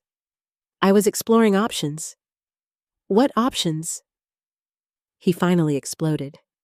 "Because we needed help." His voice filled the room. For the first time, I saw genuine desperation. "We were drowning." Claire stepped backward. "What are you talking about?" He laughed bitterly. "The business failed. You told me it recovered. It didn't." "How much?" He looked away. She asked again. "How much?" His voice became almost inaudible. "Nearly 200,000. The room went completely silent. Claire sat down. Her hands covered her mouth. I felt cold, not because of the number. Because suddenly every conversation from the past several years made sense. The house value, the deed, the future ownership, retirement communities, assisted living, downsizing, the locks. He wasn't trying to protect Claire. He was trying to save himself. I looked directly at him. "You wanted the house." He didn't answer. "You thought Claire would inherit it." Silence. "You thought you could use it." His eyes finally met mine. "We needed it." "No, not we. You." Claire began crying. Real crying. The kind that comes when your entire reality changes. You lied to me. I was trying to fix things. You locked my mother out. His voice softened. I was desperate. I suddenly remembered something Miguel once told me. Desperate people do dangerous things when they believe they deserve what belongs to someone else. Jason sat down heavily. His shoulders slumped. For the first time since I had known him, he looked smaller, not weaker, smaller. Because the image he had built had finally collapsed. The successful businessman, the provider, the responsible husband. All of it had hidden something else. Fear, debt, failure. And my house had become his solution. Claire looked at me through tears. I'm so sorry.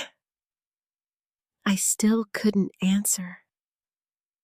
Because my heart was breaking in two directions. One half for myself. One half for my daughter. Because the woman sitting across from me was not only the daughter who had betrayed me, she was also a woman who had slowly become trapped inside someone else's decisions. Outside, the sun began setting. Inside, the truth finally stood in the middle of the room, and none of us could look away from it anymore. Nobody slept that night. At least I didn't. After the truth about Jason's debt came out, Rebecca suggested that everyone spend the evening separately and avoid making emotional decisions. Jason slept in the guest room. Claire remained in her old bedroom, and for the first time in nearly a week, I slept in my own bed. Or at least, I tried to. The bedroom looked exactly as I had left it. Miguel's photograph still rested on the nightstand. His watch remained inside the top drawer. The curtains moved softly in the summer breeze. Everything was familiar, yet I felt like a visitor. I sat on the edge of the bed and looked around the room. For 7 years, this room had belonged to grief. Now it belonged to something else. Survival. The clock beside the bed showed almost 2 in the morning when I finally heard footsteps in the hallway. A gentle knock followed. Mom? Claire. I hesitated. Then I said, come in. She entered slowly. Her face was pale. She wore one of my old robes. The same robe she had borrowed as a teenager during thunderstorms. She sat at the foot of the bed. Neither of us spoke. Finally, she whispered, I didn't know. I looked at her. The question had lived inside me for days. How much didn't you know? Tears filled her eyes. The debt. The loans. The applications. The house. She shook her head.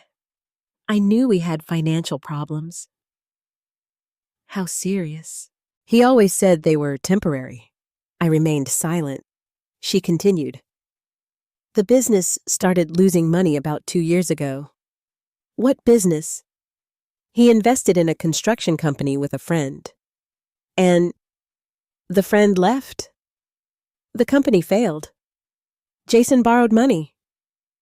Then more money. She wiped her eyes. He kept saying 1 good year would fix everything.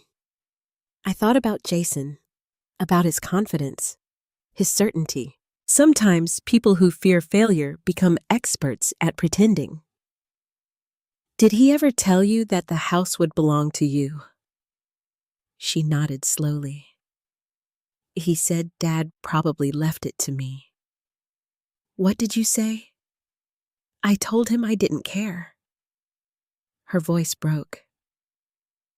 I really didn't, Mom. I believed her, because greed had never been Claire's weakness. Fear had. When she was little, she hated disappointing people. If teachers criticized her, she cried. If friends became upset, she blamed herself. And perhaps Jason had learned to use that. She looked around the room. I haven't slept in here since Dad died.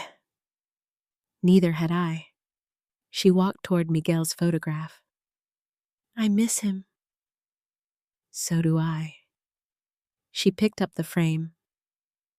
Did he really know? I nodded. He worried. About Jason? Yes. She sat beside me. Why didn't he tell me? The answer came slowly. Maybe he hoped he was wrong. She lowered her eyes. And he wasn't. Outside, thunder rolled in the distance. For several minutes, we simply sat together. Finally, she asked the question I knew was coming. Can you forgive me?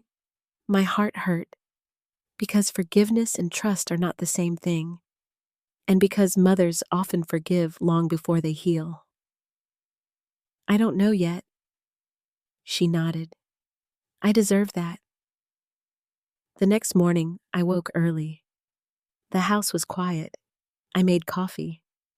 For years, this had been my routine. Coffee, sunrise, Miguel's chair, the newspaper, ordinary things, simple things. As the coffee brewed, I noticed movement through the kitchen window. Jason stood alone in the backyard, near the maple tree, the tree he had barely noticed for years. I walked outside. He turned when he heard me. For several seconds, neither of us spoke. He looked exhausted, older, smaller. I owe you an apology. I folded my arms. Yes. He nodded. I don't expect forgiveness. No. His eyes moved toward the tree. I didn't plan it like this. What did you plan? He laughed bitterly. I don't know anymore. The honesty surprised me. For the first time, he wasn't performing. He wasn't selling. He wasn't persuading. He simply looked tired. I thought if the house eventually belonged to Claire, we could solve everything. You mean your problems? He looked down. Yes. I waited. He continued. The business collapsed. The bank was calling. The credit cards. The loans. I couldn't breathe anymore. I listened. Not because I wanted to excuse him, because understanding and forgiveness are different things. He looked at me. When Miguel got sick, he asked me a question. My heart tightened. What question? He asked what kind of man I wanted to be. I said nothing. Jason swallowed. I told him I wanted to provide for my family. And he said, never confuse providing with taking. The words hit me immediately. That sounded exactly like Miguel. Jason closed his eyes. I think he knew. Yes. He never trusted me. I answered honestly. He trusted your choices less than he trusted mine. Jason looked surprised. What does that mean? It means he believed I would protect people. I looked directly at him. He wasn't sure you would. The back door opened. Claire stood on the porch. She had heard enough. Her face carried something new. Not fear, not confusion, disappointment, deep disappointment. She walked toward us. How much debt? Jason looked away. About $190,000. She became very still. Everything? Almost. And the house? He didn't answer. She repeated the question. Were you planning to borrow against Mom's house? He finally nodded. The answer broke her. Not dramatically, not loudly. She simply sat on the grass beneath the tree, the same tree Miguel planted with her when she was 6 years old. I trusted you. His voice trembled. I know. You let me believe Mom needed help. I thought she did. No. Claire looked directly at him. You needed help. For the first time in days, nobody argued, because the truth had finally become too obvious. Later that afternoon, Rebecca returned. She reviewed several papers. She explained possible next steps. Jason would need legal advice, financial advice, perhaps bankruptcy. The words seemed to age him further. Before leaving, Rebecca asked me privately, "What do you want to do?" Again. The same question. And this time, I had an answer. I want peace. Do you want them to leave? I looked toward the living room. Claire sat quietly beside the fireplace. Jason stared through the window. Two broken people. One because of fear. One because of choices. I want him to leave. Rebecca nodded. And Claire? I looked toward my daughter, the little girl who once slept on the porch swing, the woman who stood silently while I was locked outside, the daughter who had failed me, the daughter who had also been losing herself for years. I don't know. That evening, Claire came into the kitchen. I asked Jason to stay with his brother. I looked at her. He agreed. When? Tonight. Silence. She began crying again. I'm scared. So am I. She sat across from me. For the first time in years, there were no secrets. No Jason speaking for her. No explanations. No decisions made by someone else. Just mother and daughter. Broken. Tired. Honest. And as the sun disappeared behind the maple tree, I realized something. The house had survived. Miguel's protection had survived. I had survived. Now the question was whether my daughter and I could survive each other. And I still didn't know the answer. Jason left the following morning. There was no dramatic argument, no police cars, no shouting, no slammed doors. Perhaps the biggest moments in life happen quietly. I stood in the kitchen as he carried his bags to his truck. Claire remained upstairs. Neither of them spoke. Before getting inside his vehicle, Jason turned toward me. I never wanted to hurt you. I looked at him carefully. For the first time since meeting him years earlier, there was no confidence left in his face. Only exhaustion. I answered honestly. But you did. He lowered his eyes. I know. Part of me expected him to apologize again. Another part expected him to defend himself.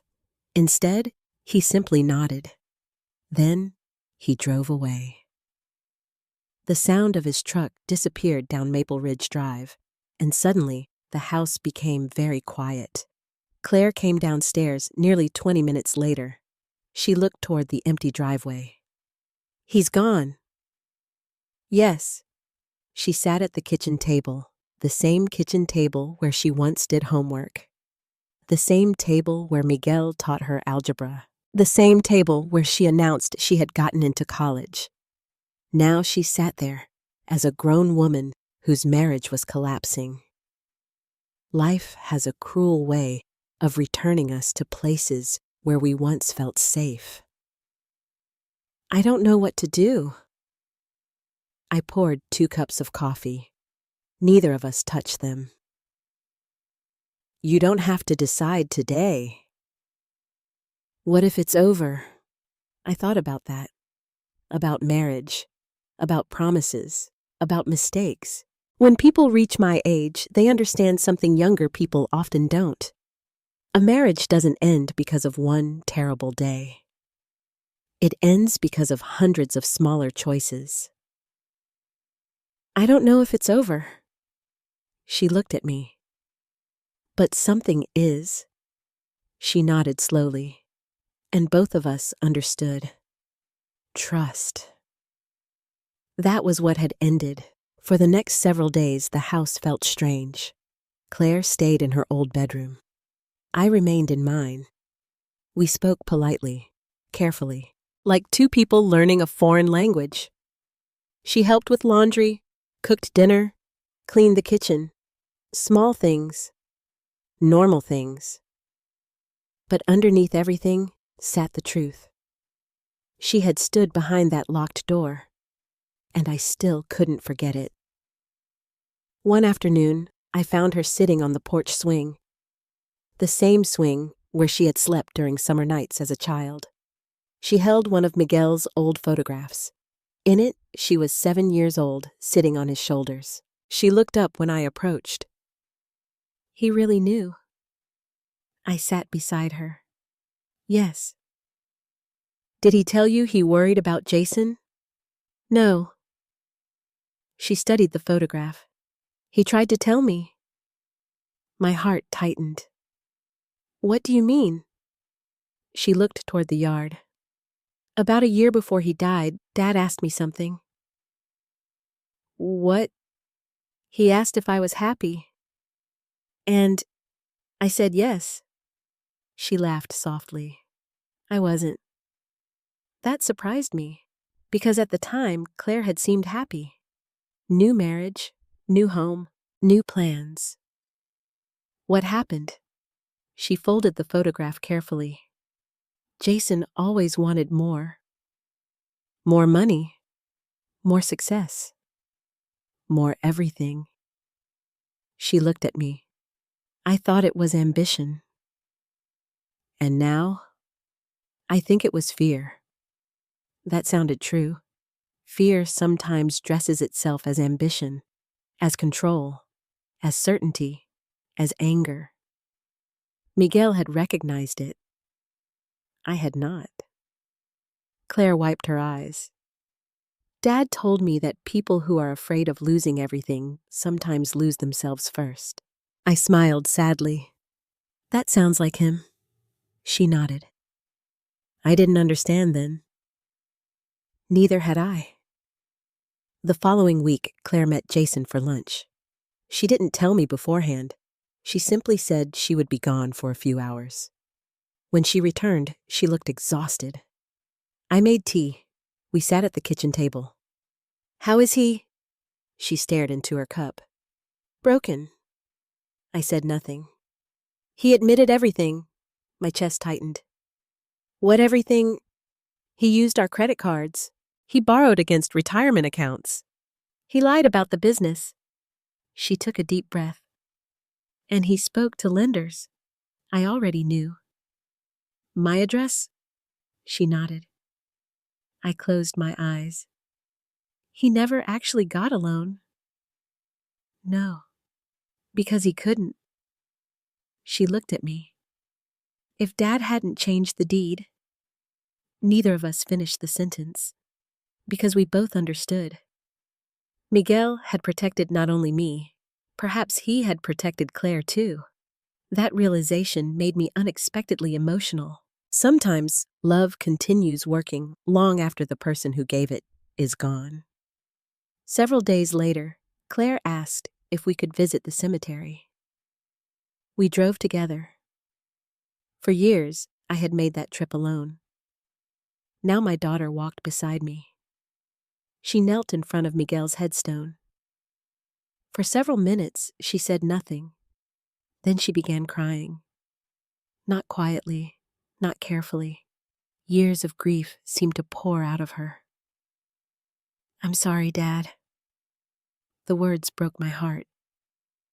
I'm sorry I didn't listen. She covered her face. I thought I was helping. I placed my hand on her shoulder. She looked up at me. Can you ever forgive me? The question had changed. Before she wanted immediate forgiveness. Now she understood its cost. I looked at Miguel's name, the dates, the years we shared. Then I looked at my daughter, my only child, the little girl who once fell asleep on my chest during thunderstorms. the woman who had allowed me to stand outside in the rain. Both people existed at the same time. I love you. She began crying harder. But I still hurt. She nodded. I know. I need time. I know. I don't trust you yet. Those words were difficult, but necessary. She lowered her head. I understand. And surprisingly, she did.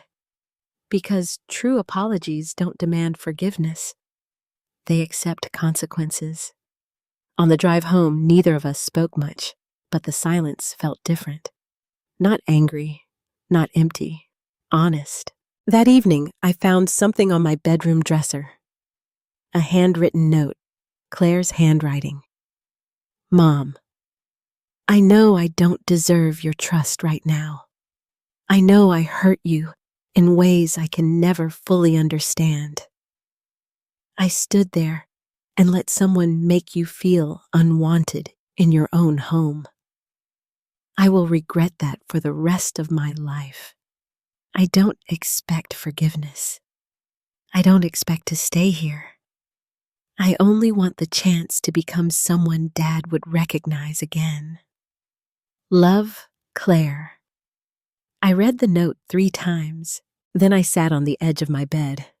For years, I had believed that motherhood meant endless forgiveness.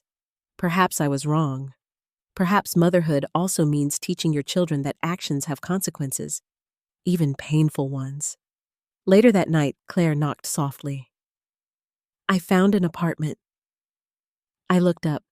What? I think I should move. My heart immediately hurt. Not because I wanted her gone, because she was finally accepting responsibility. I don't want to take advantage of you. I studied her face. For the first time in years, I saw strength. Not the frightened woman who followed her husband. Not the daughter who avoided conflict. A different woman. Someone rebuilding herself. When? In a few weeks? I nodded. Neither of us cried. Because sometimes love means standing beside someone while they learn to stand on their own. And as I turned off the bedroom light that night, I realized something. Forgiveness had not arrived yet. But something else had. Hope, small, fragile, but real. And for the first time since my daughter changed the locks, I believed that perhaps neither of us was completely lost. Autumn arrived earlier than usual that year. The maple tree in the front yard began changing colors during the first week of September, and every morning I found red and gold leaves scattered across the porch. For the first time in months, I noticed the seasons again. Grief can make people stop noticing time. Fear can do the same.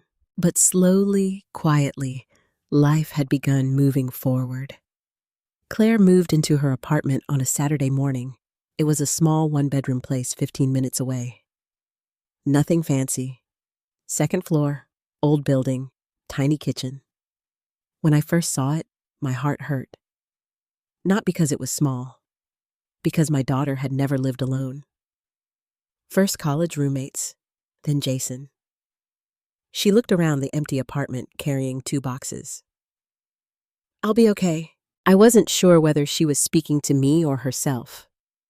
We unpacked dishes, made the bed, hung curtains. Simple things. Normal things. Around noon, she found one of Miguel's old coffee mugs wrapped in newspaper. She held it carefully. I don't think I deserve this. I looked at her. Your father would disagree. She smiled through tears. That happened often now. Small tears, quiet tears. The kind that come when someone is rebuilding. When we finished, she stood near the door. Thank you for helping me. You're my daughter. She lowered her eyes. I know I haven't acted like yours. I stepped forward and hugged her, not because everything had been fixed, because healing sometimes begins before forgiveness fully arrives. As I drove home, I expected the house to feel empty. Instead, it felt peaceful. For the first time in years, there were no hidden conversations, no tension, no pressure, only silence. And this time, the silence felt kind. A few days later, I hired a locksmith. The old locks had already been changed once. I wanted them changed again, but this time the decision belonged to me. The locksmith was a young man named Aaron. He worked quietly, removed every lock, installed new deadbolts, tested every key. When he handed me the final set, he smiled. "Only give these to people you trust." The words stayed with me. After he left, I stood alone inside the front hallway. The keys rested in my hand. For years, I had believed that being a good mother meant always leaving the door open. Perhaps I had been wrong. Sometimes love requires boundaries. Sometimes kindness requires protection. And sometimes keeping a key for yourself is not selfish. It's necessary. The following week, I visited attorney Rebecca Collins again. This time, there was no emergency, no crisis, only planning. She reviewed my documents, my will, the deed, the protections Miguel created. Finally, she looked at me. "What do you want now?" Again. The question had become part of my new life. I smiled. "I want to stay in my house." "Good." "I want to protect it." "Good." "I want to stop being afraid." She smiled. "That's the most important one." We discussed trusts, future planning, medical directives, things I had avoided for years because they reminded me of death. But strangely, they no longer frightened me. Because protecting yourself isn't about expecting the worst. It's about respecting your own future. Before I left, Rebecca said something I never forgot. "Your husband gave you protection. Now you need to give yourself permission." Permission. To stay. To decide. To say no. To choose. At 62 years old, I was still learning. Several weeks later, I joined the local community center. Patricia convinced me. "You're not allowed to sit in that house forever." She was right. I enrolled in a painting class. The first day felt awkward. Most of the women were widows, retired teachers, former nurses, grandmothers, women carrying invisible stories. One afternoon, while painting autumn leaves, one woman asked me, "How long have you lived alone?" I thought carefully. 7 years. She smiled. "Does it get easier?" I looked at the brush in my hand. No. She seemed surprised. Then I added, "But you get stronger." And I realized I finally believed it. Claire continued visiting. Not often, not every day. She always called first, always knocked. The first time she stood outside waiting for me to answer, I almost cried. Because she finally understood. This was my home. Not hers, not Jason's, mine. One evening, she brought dinner. We sat on the porch watching the sunset. The air had become cooler. Leaves covered the yard. She looked toward the maple tree. "I talked to Jason." I remained quiet. "He's filing bankruptcy." I nodded. "He moved in with his brother." More silence. She stared at her hands. "He asked if I would come back." My heart tightened.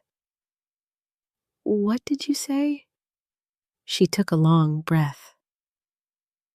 "No." The answer surprised me, perhaps because I still saw her as the frightened woman who followed her husband. But that woman had begun disappearing. She looked at me. "I need to learn who I am first." I smiled. "That's a good answer." She laughed softly. "I think Dad would approve." "I think so too." Several days later, Daniel came by. He carried a toolbox. Your porch step needs fixing. Miguel and Daniel had repaired half the neighborhood together over the years. Watching him work felt strangely comforting. At one point, he looked at me and smiled. You seem different. I am. What changed? I thought about the question, the locks, the motel, the documents, Miguel, Claire. The answer finally came. I stopped asking people to tell me my worth. He nodded slowly. That's a hard lesson. Yes. That evening, I sat in Miguel's chair. The same chair where he spent his final months. The yellow envelope rested beside me. I no longer opened it every night. I no longer needed to, because the real gift had never been the papers. It had been the message. Protect yourself. Trust yourself. You are not a burden. The house around me felt alive again, not because the pain had disappeared, because I had survived it. And perhaps the greatest surprise of all was this: I no longer wanted my old life back. I didn't want the years of silence, the fear, the people-pleasing, the endless need to keep everyone happy. I wanted something new, something honest, something peaceful.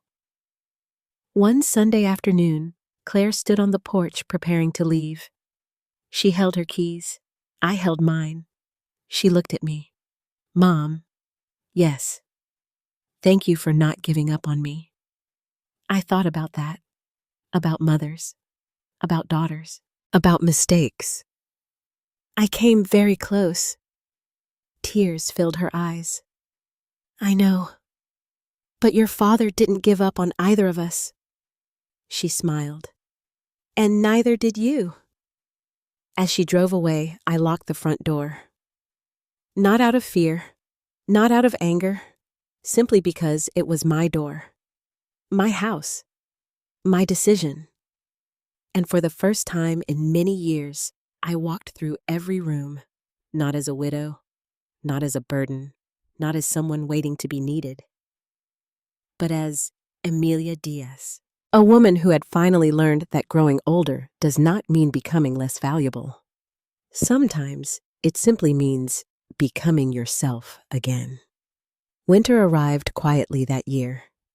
The first snow fell on a Tuesday morning. I stood at the kitchen window holding my coffee while white flakes covered the yard, the porch, and the old maple tree that Miguel had planted nearly 30 years earlier. For a long time, I simply watched. The house felt warm, peaceful, mine. That word no longer felt selfish. For most of my life, I had measured myself by what I gave to others. My husband, my daughter, my family, my church, my neighbors. I had spent decades believing that love meant sacrifice. Perhaps it does. But somewhere along the way, I forgot that love should never require surrendering yourself. The holidays approached slowly. The first Christmas after the locks. The first Christmas after the truth. The first Christmas after I stopped apologizing for existing. One afternoon, Claire called. Can I come over? Of course. She arrived carrying groceries, turkey, potatoes, pumpkin pie, the same foods we had always prepared together. She looked nervous standing in the kitchen. I know this is your decision. I understood immediately. Christmas. The question neither of us had asked. Stay for dinner. Her eyes filled with tears. Really? Yes. She nodded quietly. Over the following days, we decorated the tree together. The same ornaments, the same lights, the same angel Miguel bought during our second year of marriage. At one point, Claire found an old ornament she made in elementary school. Construction paper, glitter, her handwriting. She laughed softly. Dad kept everything. He did. She became quiet. I understand him better now. So do I. Because grief changes with time. When someone first dies, we mourn their absence. Years later, we begin understanding their wisdom. Miguel had not protected me because he expected betrayal. He protected me because he understood that people become vulnerable when they lose the person who always stood beside them. He wanted me to stand alone if I ever had to. And eventually, I had. 2 weeks before Christmas, Jason called. It was the first time we had spoken since he left. I nearly didn't answer, but I did. Mrs. Diaz. His voice sounded older, tired. Yes, I wanted to apologize. I remained silent. He continued, I've started counseling. I didn't know what to say. The bankruptcy process started. I'm sorry. I deserve that. Another long silence. Finally, he said something that surprised me. Miguel was right. My heart tightened. What do you mean? He once told me that a man who measures people by what they own eventually loses everything that matters. I sat down, because that sounded exactly like my husband. Jason continued. I thought he was judging me. Maybe he was trying to help you. He laughed quietly. Maybe. For several seconds, neither of us spoke. Then he said something I never expected. I loved Claire. I know. I just became afraid. I thought about that.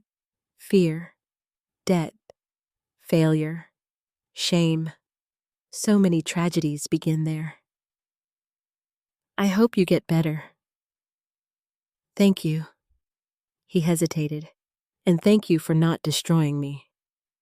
After the call ended, I sat alone in the living room. I realized that forgiveness had quietly entered my heart. Not because Jason deserved it, because I no longer wanted to carry him. Forgiveness is not permission. It is freedom. Christmas morning arrived cold and bright. Claire came early. Patricia joined us. Daniel arrived later with homemade pie. For the first time in many years, the house felt alive. Laughter, conversation, music, life. At one point, Claire handed me a small box. I opened it carefully. Inside was a silver key. Attached was a small engraved tag. Home. I looked at her. What is this? She smiled through tears. My apartment key. I didn't understand. She took my hand. I want you to have it. Why? Because home goes both ways. My eyes immediately filled with tears. For months, I had feared that I had lost my daughter forever. Perhaps we had both lost something. But perhaps we had also found something. Honesty, respect, boundaries, choice. Later that evening, after everyone left, I sat alone beside the Christmas tree. Snow covered the yard outside. The house was quiet. The yellow envelope rested beside me. I opened it one final time. Inside the papers tucked between 2 pages, I discovered something I had somehow never noticed. A tiny, folded note. Miguel's handwriting. Only one sentence. You are always stronger than you believed. I cried, not because I missed him. I would always miss him. I cried because he had been right. At 62 years old, after losing my husband, after being locked out of my own house, after hearing my son-in-law call me deadweight, I had discovered something unexpected. I was not weak. I was not a burden. I was not waiting for permission to matter. Spring eventually returned. Claire rebuilt her life. She continued therapy. She found a better job. She remained in her apartment. Jason and Claire eventually divorced quietly. No dramatic courtroom, no revenge, simply 2 people walking separate roads. Daniel repaired the porch. Patricia recovered completely. The painting class became my favorite part of every week, and the maple tree continued growing. One afternoon, nearly a year after the locks were changed, Claire stood beside me in the yard. She looked at the house. "Dad really saved you." I smiled. "No." She looked at me. "He reminded me to save myself." She took my hand. "I'm proud of you." Those words meant more than she could possibly understand. Because for months I had believed I failed as a mother. Now I realized something different. Perhaps mothers do not fail because their children make mistakes. Perhaps they succeed when their children eventually learn from them. As the sun disappeared behind the trees, I looked at the house, the porch, the windows, the front door, the locks. Everything that had once become a battlefield had become home again.